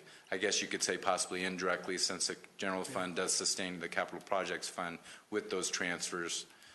A portion of that could go to lease payments. That information is present in the budget book, as well as the annual financial report. But you didn't have it in there. I can get, actually we'll get to the slide here that'll show the lease payments by year. As far as a consolidated picture of the outstanding amounts, I can get you a consolidated summary of that if you want, but we do have the information in the budget book and the CAFR. Well, and the question will be, this is an income statement, not a balance sheet. And so we're looking at the income statement, and the question you're asking is really what's more the performance on the balance sheet. Yep. And just I'll leave it at that. Yep. Yeah, and projected out over 5 years, a payoff, I mean, again, Okay. the goal to be debt-free and something, I'll touch on that a little further when we get to it. This slide, I think, is a little bit easier to see, at least. It kind of gives you more of a summary picture of the general fund projections. If you look at the 5 years, the operating revenues are projected to increase 4.07% on average each year. The operating expenditures are at 4.63% each year, so fairly similar. You can see at this point in time, and I think mainly it's because of the compensation costs, but you can see even in 2019 when the plan is fully phased in, we still are pretty much at a break-even point. Like I said, we don't have any catalyst projects built into these projections at this point in time, but as they occur, we will fold those in. Transfers to other funds are for capital projects, and then the other part of the transfer is for the communication center, which is the 911 dispatch center that the city and the districts contribute costs to. So those make up the operating transfers out in these large dollar amounts, but significantly the major part of those transfers out go to the capital projects fund. And then we are maintaining our 17% target as a fund balance reserve in each given year. Even in 2019, we're still able to achieve that. Any questions about this information? As a snapshot of these 5 years, we do have a graph showing the operating revenues, operating expenditures, and you can see in 2013 we had an operating margin of 5.6%. The operating margin is the net revenues, which is operating revenues over less operating expenditures. So that net profit of the general fund divided by the operating revenues. So it was at 5.6%, which means about 6 cents of every dollar went to the fund balance or the capital projects fund transfer, because that was the excess revenues. And in 5 years from now, the operating margin does shrink to less than 1% or 0.7%. So that's about 1 cent of every dollar would go to the general fund, fund balance, or capital projects. So that's the trend at this point in time. And that's the ratio I'm really hoping to see with our. Is it? Okay. Yeah. And I would point out that that's a lot of, and I think council's cognizant of this based upon your policy directions to us and your goals and objectives, but this is why we're focused on economic development, as well as council's been very direct with us to minimize our expenditure growth. And so the combination is to make that 2019 not 0.7%, but greater than 5.6%.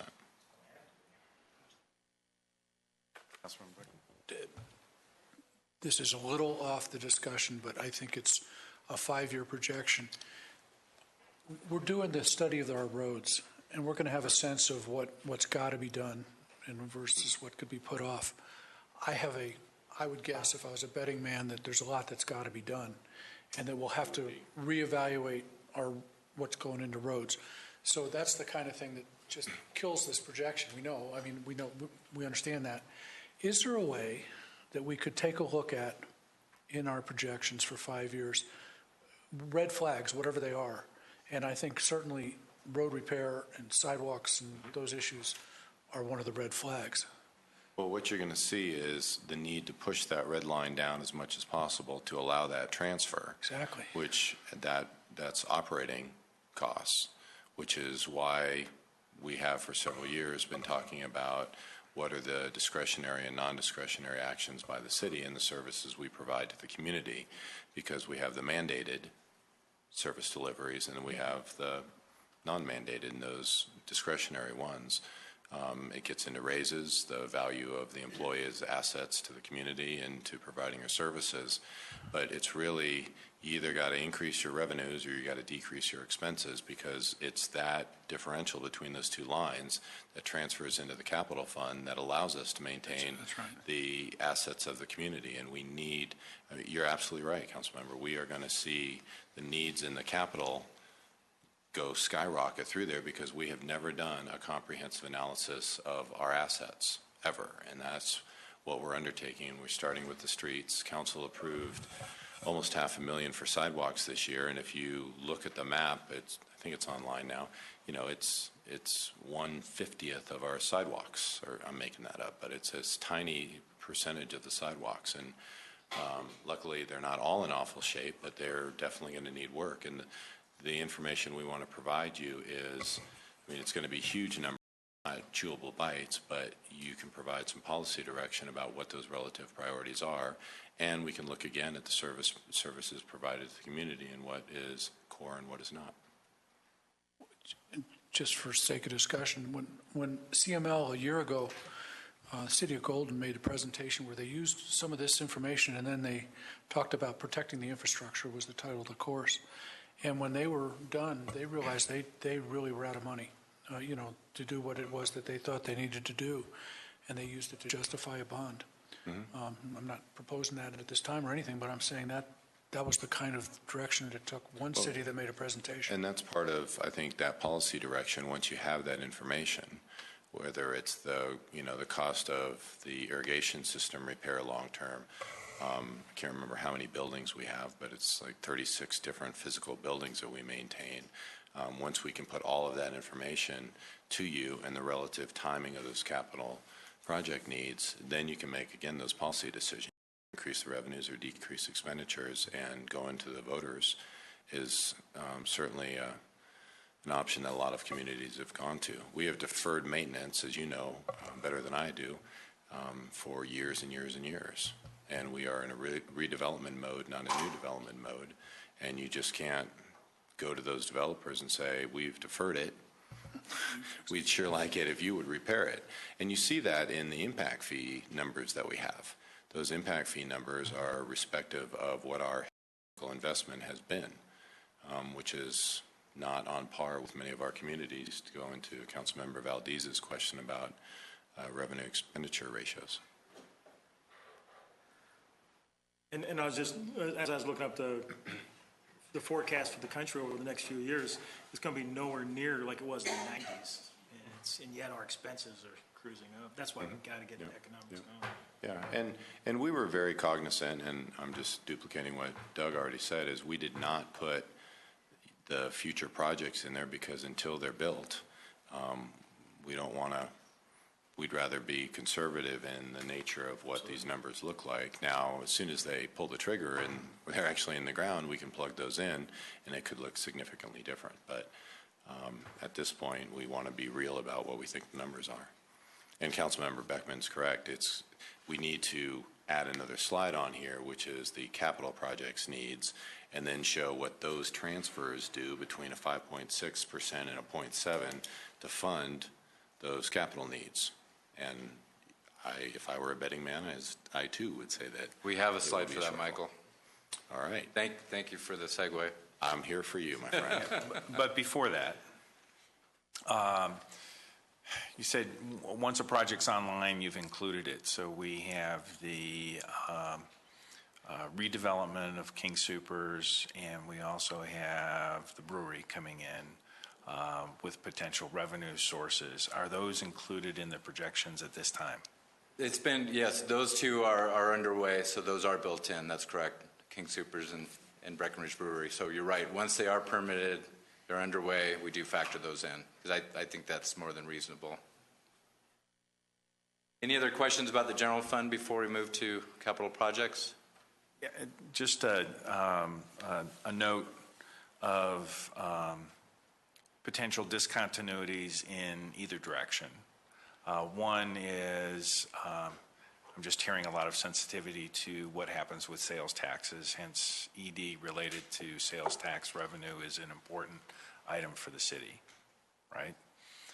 Second, the importance of the partnership on fire and rescue, and that indeed what we work with our partners on is a recognition of what the cost is, and to some extent a shared decision making on that front is something that's really important. And then just a recognition of potential discontinuities. One is the catalyst projects that may come through, not yet, but may come through. And the second piece, which is earlier we've seen a presentation on sales tax leakage, and if marketplace fairness ever has an impact, that could mean as much as 20% impact on the sales tax revenue. So we have both pluses and minuses. And then within any particular year, if I understood correctly, what's budgeted is full staffing entirely through the year, and there is a slight cushion there on what I would refer to as salary salvage during the year as open positions versus what might be recruiting and replacement costs. That's very accurate. Yeah, thank you for those points. I'd just jump in to let council know that once again we are, or will be, because we haven't gotten there, inviting our fire partners to sit at the table with the department heads while we work through the budget at that level, and then we will invite them when the fire contract or fire expenses are discussed at the council level. So they will be included all the way through that process, both in this room with staff, with council, and then presentations to their full boards at their respective meetings, because they are our partners. Thank you, Michael. Now we'll talk a little bit about the citywide capital projects. Here's a pie chart on citywide capital projects. So as you can tell on this chart, we do include all city projects over the next, it's really a 6-year period because we're including 2014. You can see that a large portion of that, 25%, is for sewer and storm drainage. Of course, those are utility funds, so they do have different revenue streams. They're not part of the capital projects fund or the general fund for supporting those projects. We have the parks and open space slice there, and we do have the dedicated tax to fund those projects. And then a lot of the other ones are general fund or capital project fund related. Part of the streets are funded by the HETF, highway users tax fees, so not all that 18% is supported by the general fund. And then we talked about it earlier, the leases, and I can go into a little bit more specifics about those, but we do have some fire apparatus. We do have library and courthouse, or museum and courthouse certificates of participation that are supported by those leases, and some of them will be paid off over the next couple of years. So, but a lot of them will continue for the next 15 years. So, we'll take a look at that a little closer too. Here are some of the numbers over the next 6 years. What do those slices represent?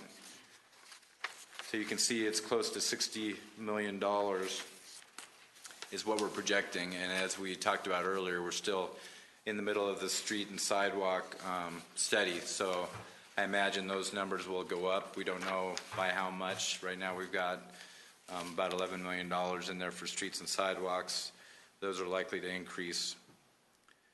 The general projects to be funded by the general fund and capital projects fund out of the $60 million is approximately 20% or $12 million. So that kind of puts it in perspective of what the general fund, capital projects fund is obligated for. Like I said, we do have a lot of other, some other revenue sources.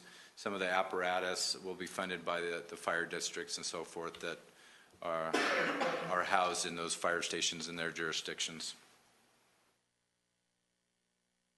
So what is the capital projects fund going to look like? We've got the citywide projects on the top line. Then we have capital projects fund ending balance, and it is on a downward trend.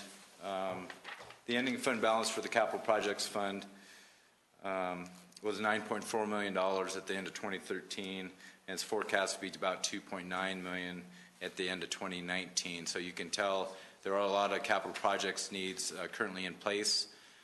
They are dependent on the capital projects fund and the general fund for those needs, but right now the needs do outweigh the revenues because they will be eroding that fund balance over a period of time unless other come into play, basically, because I don't know that we can really curtail the capital projects at this point in time. And like I said, it'll probably be even bigger because of the street study that's going to be completed.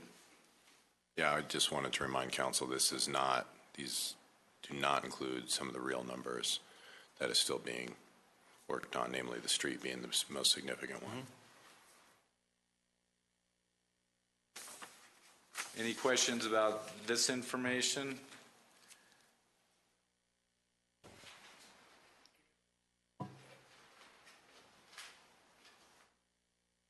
It's really important, I think, that we continue to focus on things like and those leases, and I don't want to beat it to death, but previous councils have really struggled to come up at the end of the year with a balanced budget and with some of the impacts of those COPs and leases. And that's why different things have happened in the past that provided short-term remedies.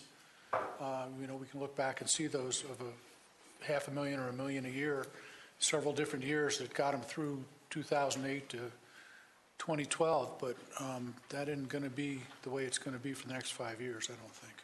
I think all the low-hanging fruit and rabbits out of the hat have been pulled.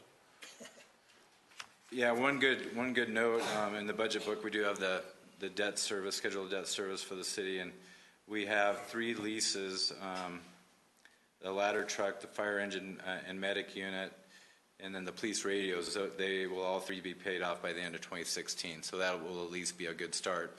But if we do want to pay off those leases, then you need even more revenues coming in or another resource in addition to the capital project fund needs to pay off that liability.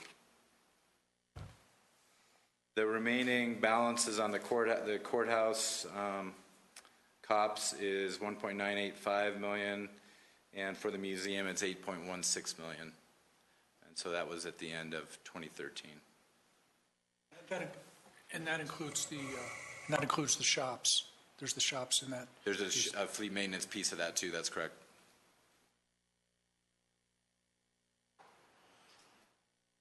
Any other questions? That concludes my first quarter projection presentation. Well, fleet maintenance shop for the courthouse? Is that what you just said? Part of the original certificates of participation issuance included some fleet maintenance improvements for that building.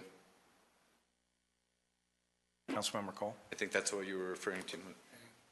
Yeah, so as some of these projects, perhaps, and the revenue projects, things that are going to produce revenue with the permits and all, come online. I mean, Swallow your mic.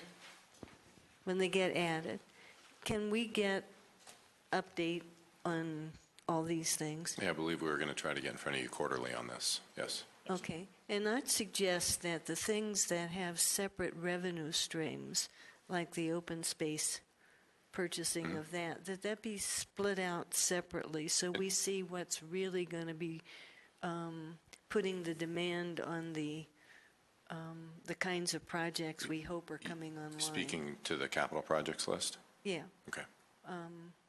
I mean, the various slides that...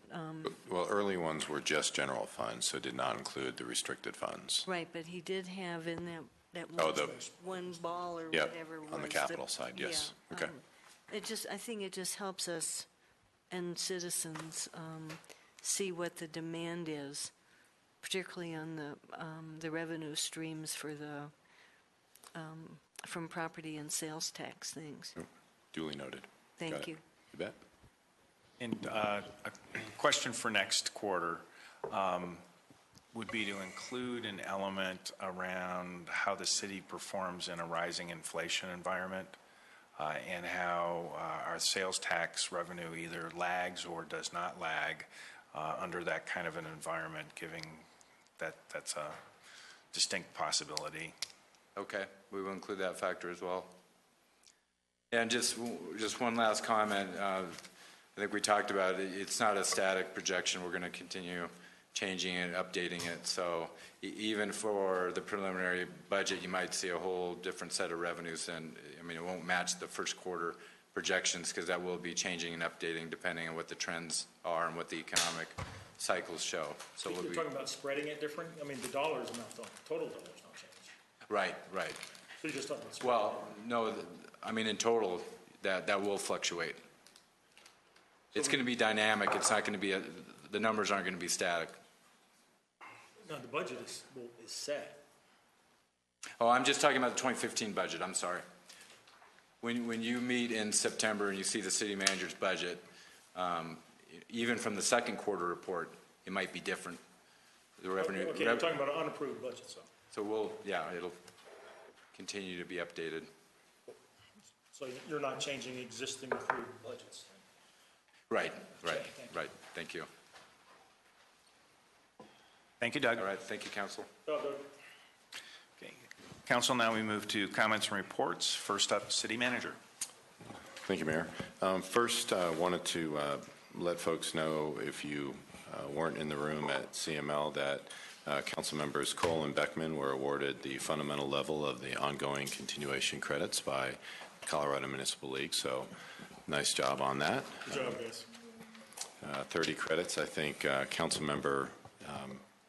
Council member Taylor reached the high level of 100 credits, maybe once or twice, as a matter of fact. So, and then I thought it would be, if I can just spend a few minutes for council and others' benefits on, again, clarifying a little bit around the LIFT role and the urban renewal and what's occurring on that and what has occurred on that. So council had a study session. So we all know it's a separate legal entity. It exists in perpetuity until it does not exist by action of the council ultimately, or does not meet its annual responsibility of adopting the budget and its audit and all of that. And it typically is, well, not typically, it has done that over its lifespan. A project, which the Riverfront Authority was a project, lasts for 25 years. And then it expires and goes away and another project comes up. But the authority itself, assuming they meet the conditions of the council and of the state, it continues to live. So it has lived and it has hibernated, if you will. Council will recall you had a study session with the LIFT board and discussed having condition surveys done along basically our commercial corridors, and that's Santa Fe, it's Littleton Boulevard from Windermere east to Broadway, and Broadway basically from Orchard north to the city limits. And following that, staff did meet with the chair of LIFT, if that's right, and we identified those general boundaries. And really the way that it works is you draw a fairly large boundary in areas. They're kind of bubble diagrams, and over time you whittle that down. And so what's been occurring, at least from my chair in the outside world of LIFT, is they started with these fairly large areas and they have been slowly whittling those down. At some point in the future, those condition surveys will come to you ultimately for approval. Now, when those come to you for approval, I don't know when those are. Chair of LIFT had called me up one day and said, hey, could we get on? We think we're going to be ready by mid-August. I looked at the tentative calendar and I said, we've got a regular study session on the 12th and we have a regular meeting on the 19th. That has since gone away. There's also a decision that the council will need to make as those projects are as those condition surveys are brought forward, because once you approve them, that starts that 25-year clock. And so you don't necessarily want to approve something that you're not really prepared to have move forward. And so part of probably what we will do once LIFT is ready and they've worked through whatever they're going to, I was going to say wordsmith, but boundary modifications that they have done, we will probably have them come forward and in a study session and have the presentation of those condition surveys and look for direction from council of, do you want to approve any of those at a regular meeting, knowing that the clock will start. And so a discussion around, are there particular areas that you want both our staff, myself and our staff, as well as LIFT, to move forward with. And I should make sure that everybody's cognizant. LIFT now has an executive director. His name is Jim Reese, and they have their own attorney, and that is Corey Hoffman. You guys will at least remember Corey Hoffman because he had applied to be the city attorney, so a connection in there. So they have an executive director who is their prime contact, and they have a city attorney who is a contact as well, just as Ken Fellman and Kristen is for us. So coming back, so at some point in the future, I would say probably September now, maybe even October, LIFT will come forward and make a presentation around what those condition surveys are and make a recommendation, I would anticipate, of what the number 1, 2, 3, 4 priorities are. You guys will obviously influence that, and you'll start to make some decisions around things like condemnation. That is obviously an area of great concern in here. A couple of the areas, take the Answer property or the Dish Network property, those are single owners. So probably don't need, you could probably eliminate eminent domain from the approval of those projects. And the others, you'll have to decide whether or not that's something you want to do or don't want to do, and that'll be a policy decision at the time that those come before you. But right now, what's happening out in their world is they are finalizing those condition surveys boundaries, trying to decide what is going to be in the property or within the survey and what won't be in the survey. As I understand it, they are eliminating all residential property unless the property owner has specifically asked to be included. They can always apply to be included later. But until that time, they're basically shrinking it down, saying that it's all commercial property, or if it's got a residential home in it that's being used as a office, then it's included in there. And as council, I think, is aware from that study session we had, the urban renewal is about economic development and redevelopment in our commercial area. It's not about residential tear down. And one other thing, just so council is cognizant, and I apologize if you already are aware, when you have a boundary, it does not mean that you come in with a bulldozer and demo that entire area. That boundary is really looking at what is the public improvements necessary in that area. What is that base underlying tax number that you're looking at, and how do you maximize that increment? Because it's that increment that funds the public improvements.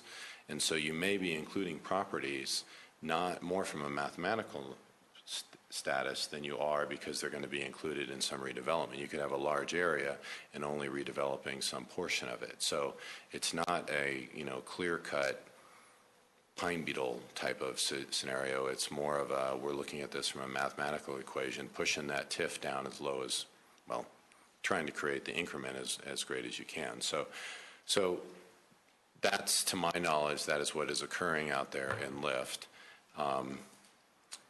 Unfortunately, I feel for citizens who are not getting the friendly response from the LIFT chair. It's why I mentioned the executive director and the attorney to some extent, but it will be coming back to you. You will have ample opportunity for a discussion around what you want to do there.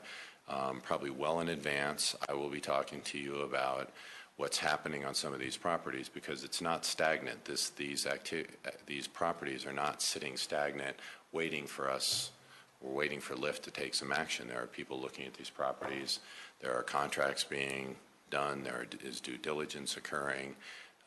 And so hopefully these stars will align and some of this will come together at some point. So don't know if that helps. I'm looking around to see if there's questions.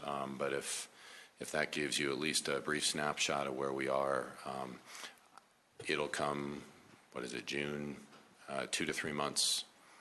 They're going to continue to work on it. And I do understand that, kind of last comment, that the documents did not get to the board in time, and this may be the second time that that's happened, that they didn't have ample time to review it, and so they've kicked the agenda down the road a little bit, which is unfortunate because it just delays it coming back to you all. So, but they're working on it, and if someone else, we had the one resignation, if somebody else were to resign, we would post that, and you may have an opportunity to put somebody else on that board. That would be the only other reason that I could see some activity relative to LIFT coming back to you sooner than that August-September timeframe. Just wondering, I'll ask one general question. When do, I'll call it a project area, meaning that it's gone through the lift authority to be designated, when does a developer, or does it go out to a developer and financer to kind of figure out where that is? Is that after it comes to council or before? It can be either. My guess in this case, with Lyft's financial situation, my guess is it would come after, which again makes it something where either you or the Lyft board would want to move relatively quickly so that you can maximize that 25-year lifespan and you're not dealing with something at a 10-year lifespan or a 20-year lifespan because you've spent 5 or 10 years trying to find a developer, have the financing work, et cetera. So, but I do believe that the reality is it will come after that. There may be some developers that are interested now. If there was somebody, I'm going to use Enser as an example because it's a single owner. If we can work out the conditions around assessed, agriculture assessed issues, and you had one developer that's in place, it could happen quickly and take the full benefit of the 25 years. So what about some of our other approaches, like we did with the brewery, like we're doing with King Soopers? Oh, good. Yes. So we have some other options for at least some properties. Yes, thank you very much, Councilmember Cole. Let me remind council and others, the urban renewal, and in my mind, I know there's concern about eminent domain, et cetera. I don't believe that this council's interested in that action. But so what urban renewal and tax increment financing under an urban renewal, the primary benefit, if you will, to the community and the developer is that it allows you to bond, the developer to bond against the future tax revenues, that increment for those public improvements and only for the public improvements. That's the incentive. And so if you have something that you're dealing with $500,000 or $1 million worth of public improvements, there's not a lot of benefit to bond it because the cost of that money is minimal, or the differential is probably minimal depending upon other options. A sales tax shareback, very simple sales tax shareback, still using an increment, as we did with King Soopers and Breckenridge Brewery, is something that somebody could come before the council and say, I'm going to have the X amount of increment, and would you do a sales tax shareback so I can fund these public improvements similar to what you did, and you can make that choice. And you don't need to use the authority at all. The only benefit to the authority is the bonding, in my mind at least, is the bonding availability on a massive public capital investment. Enser, again, would be a good example. You have the floodplain running through there. You're going to have streets. You're going to have signals. You're going to have utilities. Massive cost. You take northeast corner of the community, you probably could get away with some simple sales tax shareback, depending upon what the development look like. You get too heavy in the mixed use with residential, you don't have that. Our property tax is so small that you're not going to have enough increment probably to fund it. But again, it's up to the developer. The developer may have some very patient, low money out there, low-cost money that he or she can utilize that doesn't require the urban renewal. The urban renewal, it's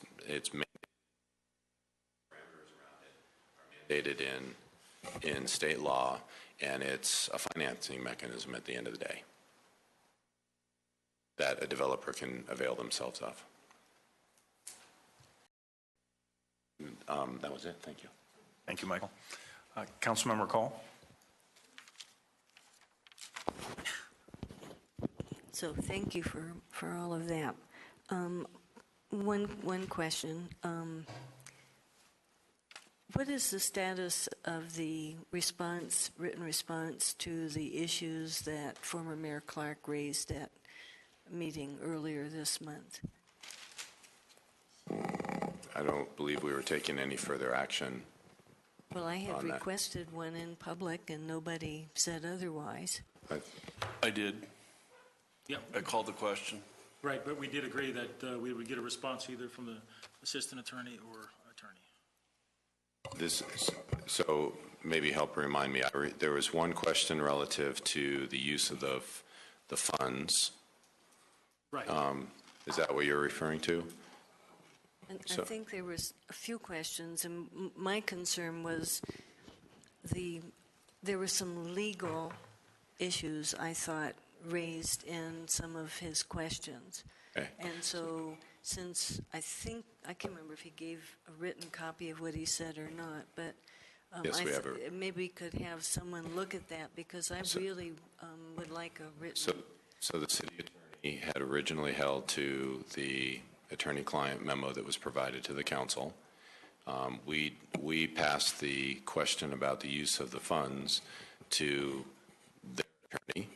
Sorry, I'm losing my mic. To Corey Hoffman. I don't know the status of that. That is a question of them and their use of their funds, and they do have their own attorney for that. Again, it's a separate legal entity, and so we can follow up with Mr. Hoffman and see what the status of that is. One of them will work. You want to hear me? You want to hear me in triplicate? Associated Press. Yes, exactly. So, and beyond that, I don't believe that, and the mayor can correct me if I'm wrong, I don't think that there was consensus to do, or even necessarily majority, to spend more attorney cost on further analysis. I had talked to Ken Feldman, and it was significant dollars to go beyond where he was, and he did not feel at the time, at least, without that there was significant differential between the memo that he provided to the city council and that would change. Okay, I guess I saw, I guess, a bigger gap than he sees. And I'd ask Councilmember Cole if you have some specifics, but the one item was addressed with the Ken's letter, and the other was referred to the Lyft attorney on their use of funds, because it is their use of funds. And I will follow up on that. I just haven't. Thank you. Councilmember Brinkman? No report.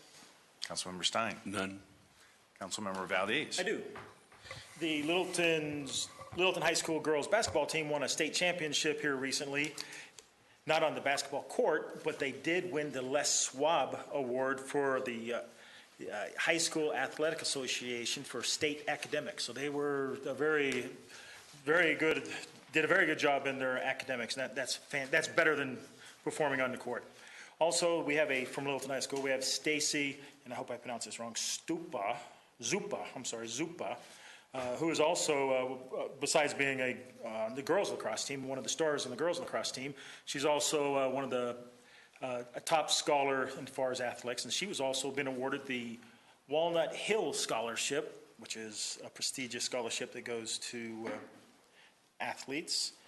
On the Planning Commission meeting last night, and it wasn't just me that was thinking this, but I certainly heard about it today. The regular meeting was scheduled for last night, and they've had so many of their meetings canceled. We're still around 50% being canceled. That the regular meeting turned out to be a study session, which does not allow the citizens to express their thoughts, concerns, whatever it may be. So I was thinking, kind of like what we did tonight, they could, since it was a regular meeting, and it was posted to be changed as a study session. Okay. But I think perhaps if we come across this again, we could open it up as a regular meeting and did kind of what we just did here, let some people express some things. I think that would be the way to listen to our residents. I think that would be a good thing. Let's see. Pass that to the chair. And the other thing too, and Randy, Mr. Stein and I discussed this briefly, even speaking into the mic, while I can hear Randy or Peggy or whatever, the folks at home may not be able to hear it, but since now the official record is the video, or the audio especially, we have got to make sure that the Planning Commission is doing it, because there were those you could hear and say, oh, I can hear you fine, but yet at home, you couldn't always hear the person. So we've really got to make sure who's representing the city staff is making sure they're really keeping track of that. Last but not least, several months ago, I had asked if maybe the city manager could take a look at Littleton Boulevard for crosswalks between, Bannock and Datura over there. And part of the reason is that Littleton Boulevard really divides District 2, my district, and I really want the districts, to be one solid district. And because of the high traffic speeds over there, I know it's posted 35, but man, there's folks aren't going 35 over there. I would like to, if we could get some crosswalks, not lights necessarily, but if we could really look at some crosswalks. And I know Public Works looked into that, and I thought we had gotten back to you on some of the challenges, but I don't apologize, I don't recall off the top of my head. And I'm sure there's definitely challenges. But I'll get it. But I do know that they went out there, so I just can't tell you what the response was. And in fact, I saw a gentleman when I was coming out, he was older than me and definitely older than Phil. But trying to cross Littleton Boulevard. Remember who gets the last word. That's right, and you will get it.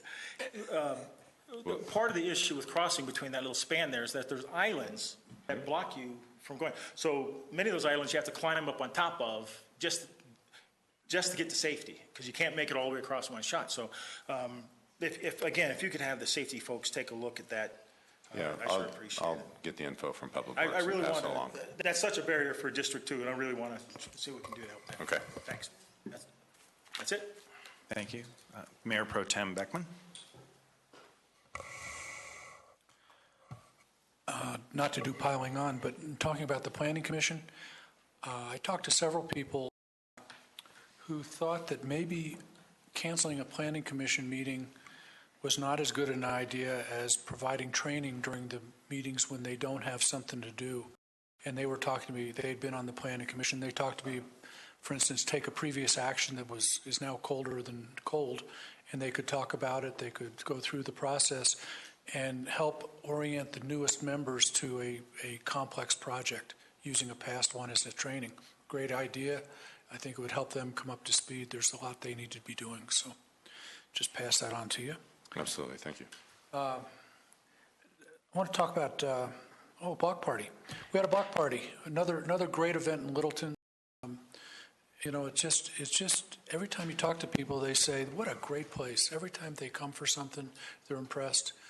These are wonderful events, just compliment downtown merchants and the city of Littleton and all the people who put all that hard work into a day when it hailed. And there's still a successful block party. Hail of a party. Hail of a party. I went to CML conference along with other council members, and I do want to mention I went to the training by Peak by the City and County of Denver that Littleton is participating in greatly, and they were very complimentary of the folks from Littleton who have attended. They said some of their best students have actually been from Littleton, and they complimented Mike for taking all the advanced training. And I think my feeling is it's a very, very good opportunity to do some training. Yeah, I think we've had 6 through now, 7. Then the other thing that I attended Member Valdez, was a seminar entitled something like The Increasingly Uncivil Workplace and how to deal with it. It was put on by Mountain States Employment Council. It was some of the best training that I have attended in many years to talk about just why sometimes it's so tough in a workplace to do the job that needs to be done. And I talked with maybe the city manager might want to present it to have it presented to council and boards and commissions, and then maybe make a decision whether you wanted to go further in the organization with it. Tremendous training On civility. on civility. Yeah, we talked about it being with council and then expanded that conversation really to include all your boards and commissions. So. And Jerry, you didn't know I had that conversation. I believe boards and commissions could absolutely use some of that. Absolutely. That's my report. Thank you. Just one other comment relative to the block party. We did receive some comments. The city received some comments about the 11 o'clock fireworks, and before we do that again, it'll at least come through council for an awareness of what is planned for possible later night activity. I did want to recognize as well the council members that this afternoon took some time out to get over to Steeplechase 3 and interface with citizens that were out there.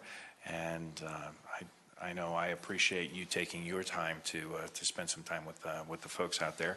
And a reminder that the Coffee with Council, our next one, is this Thursday, and as well as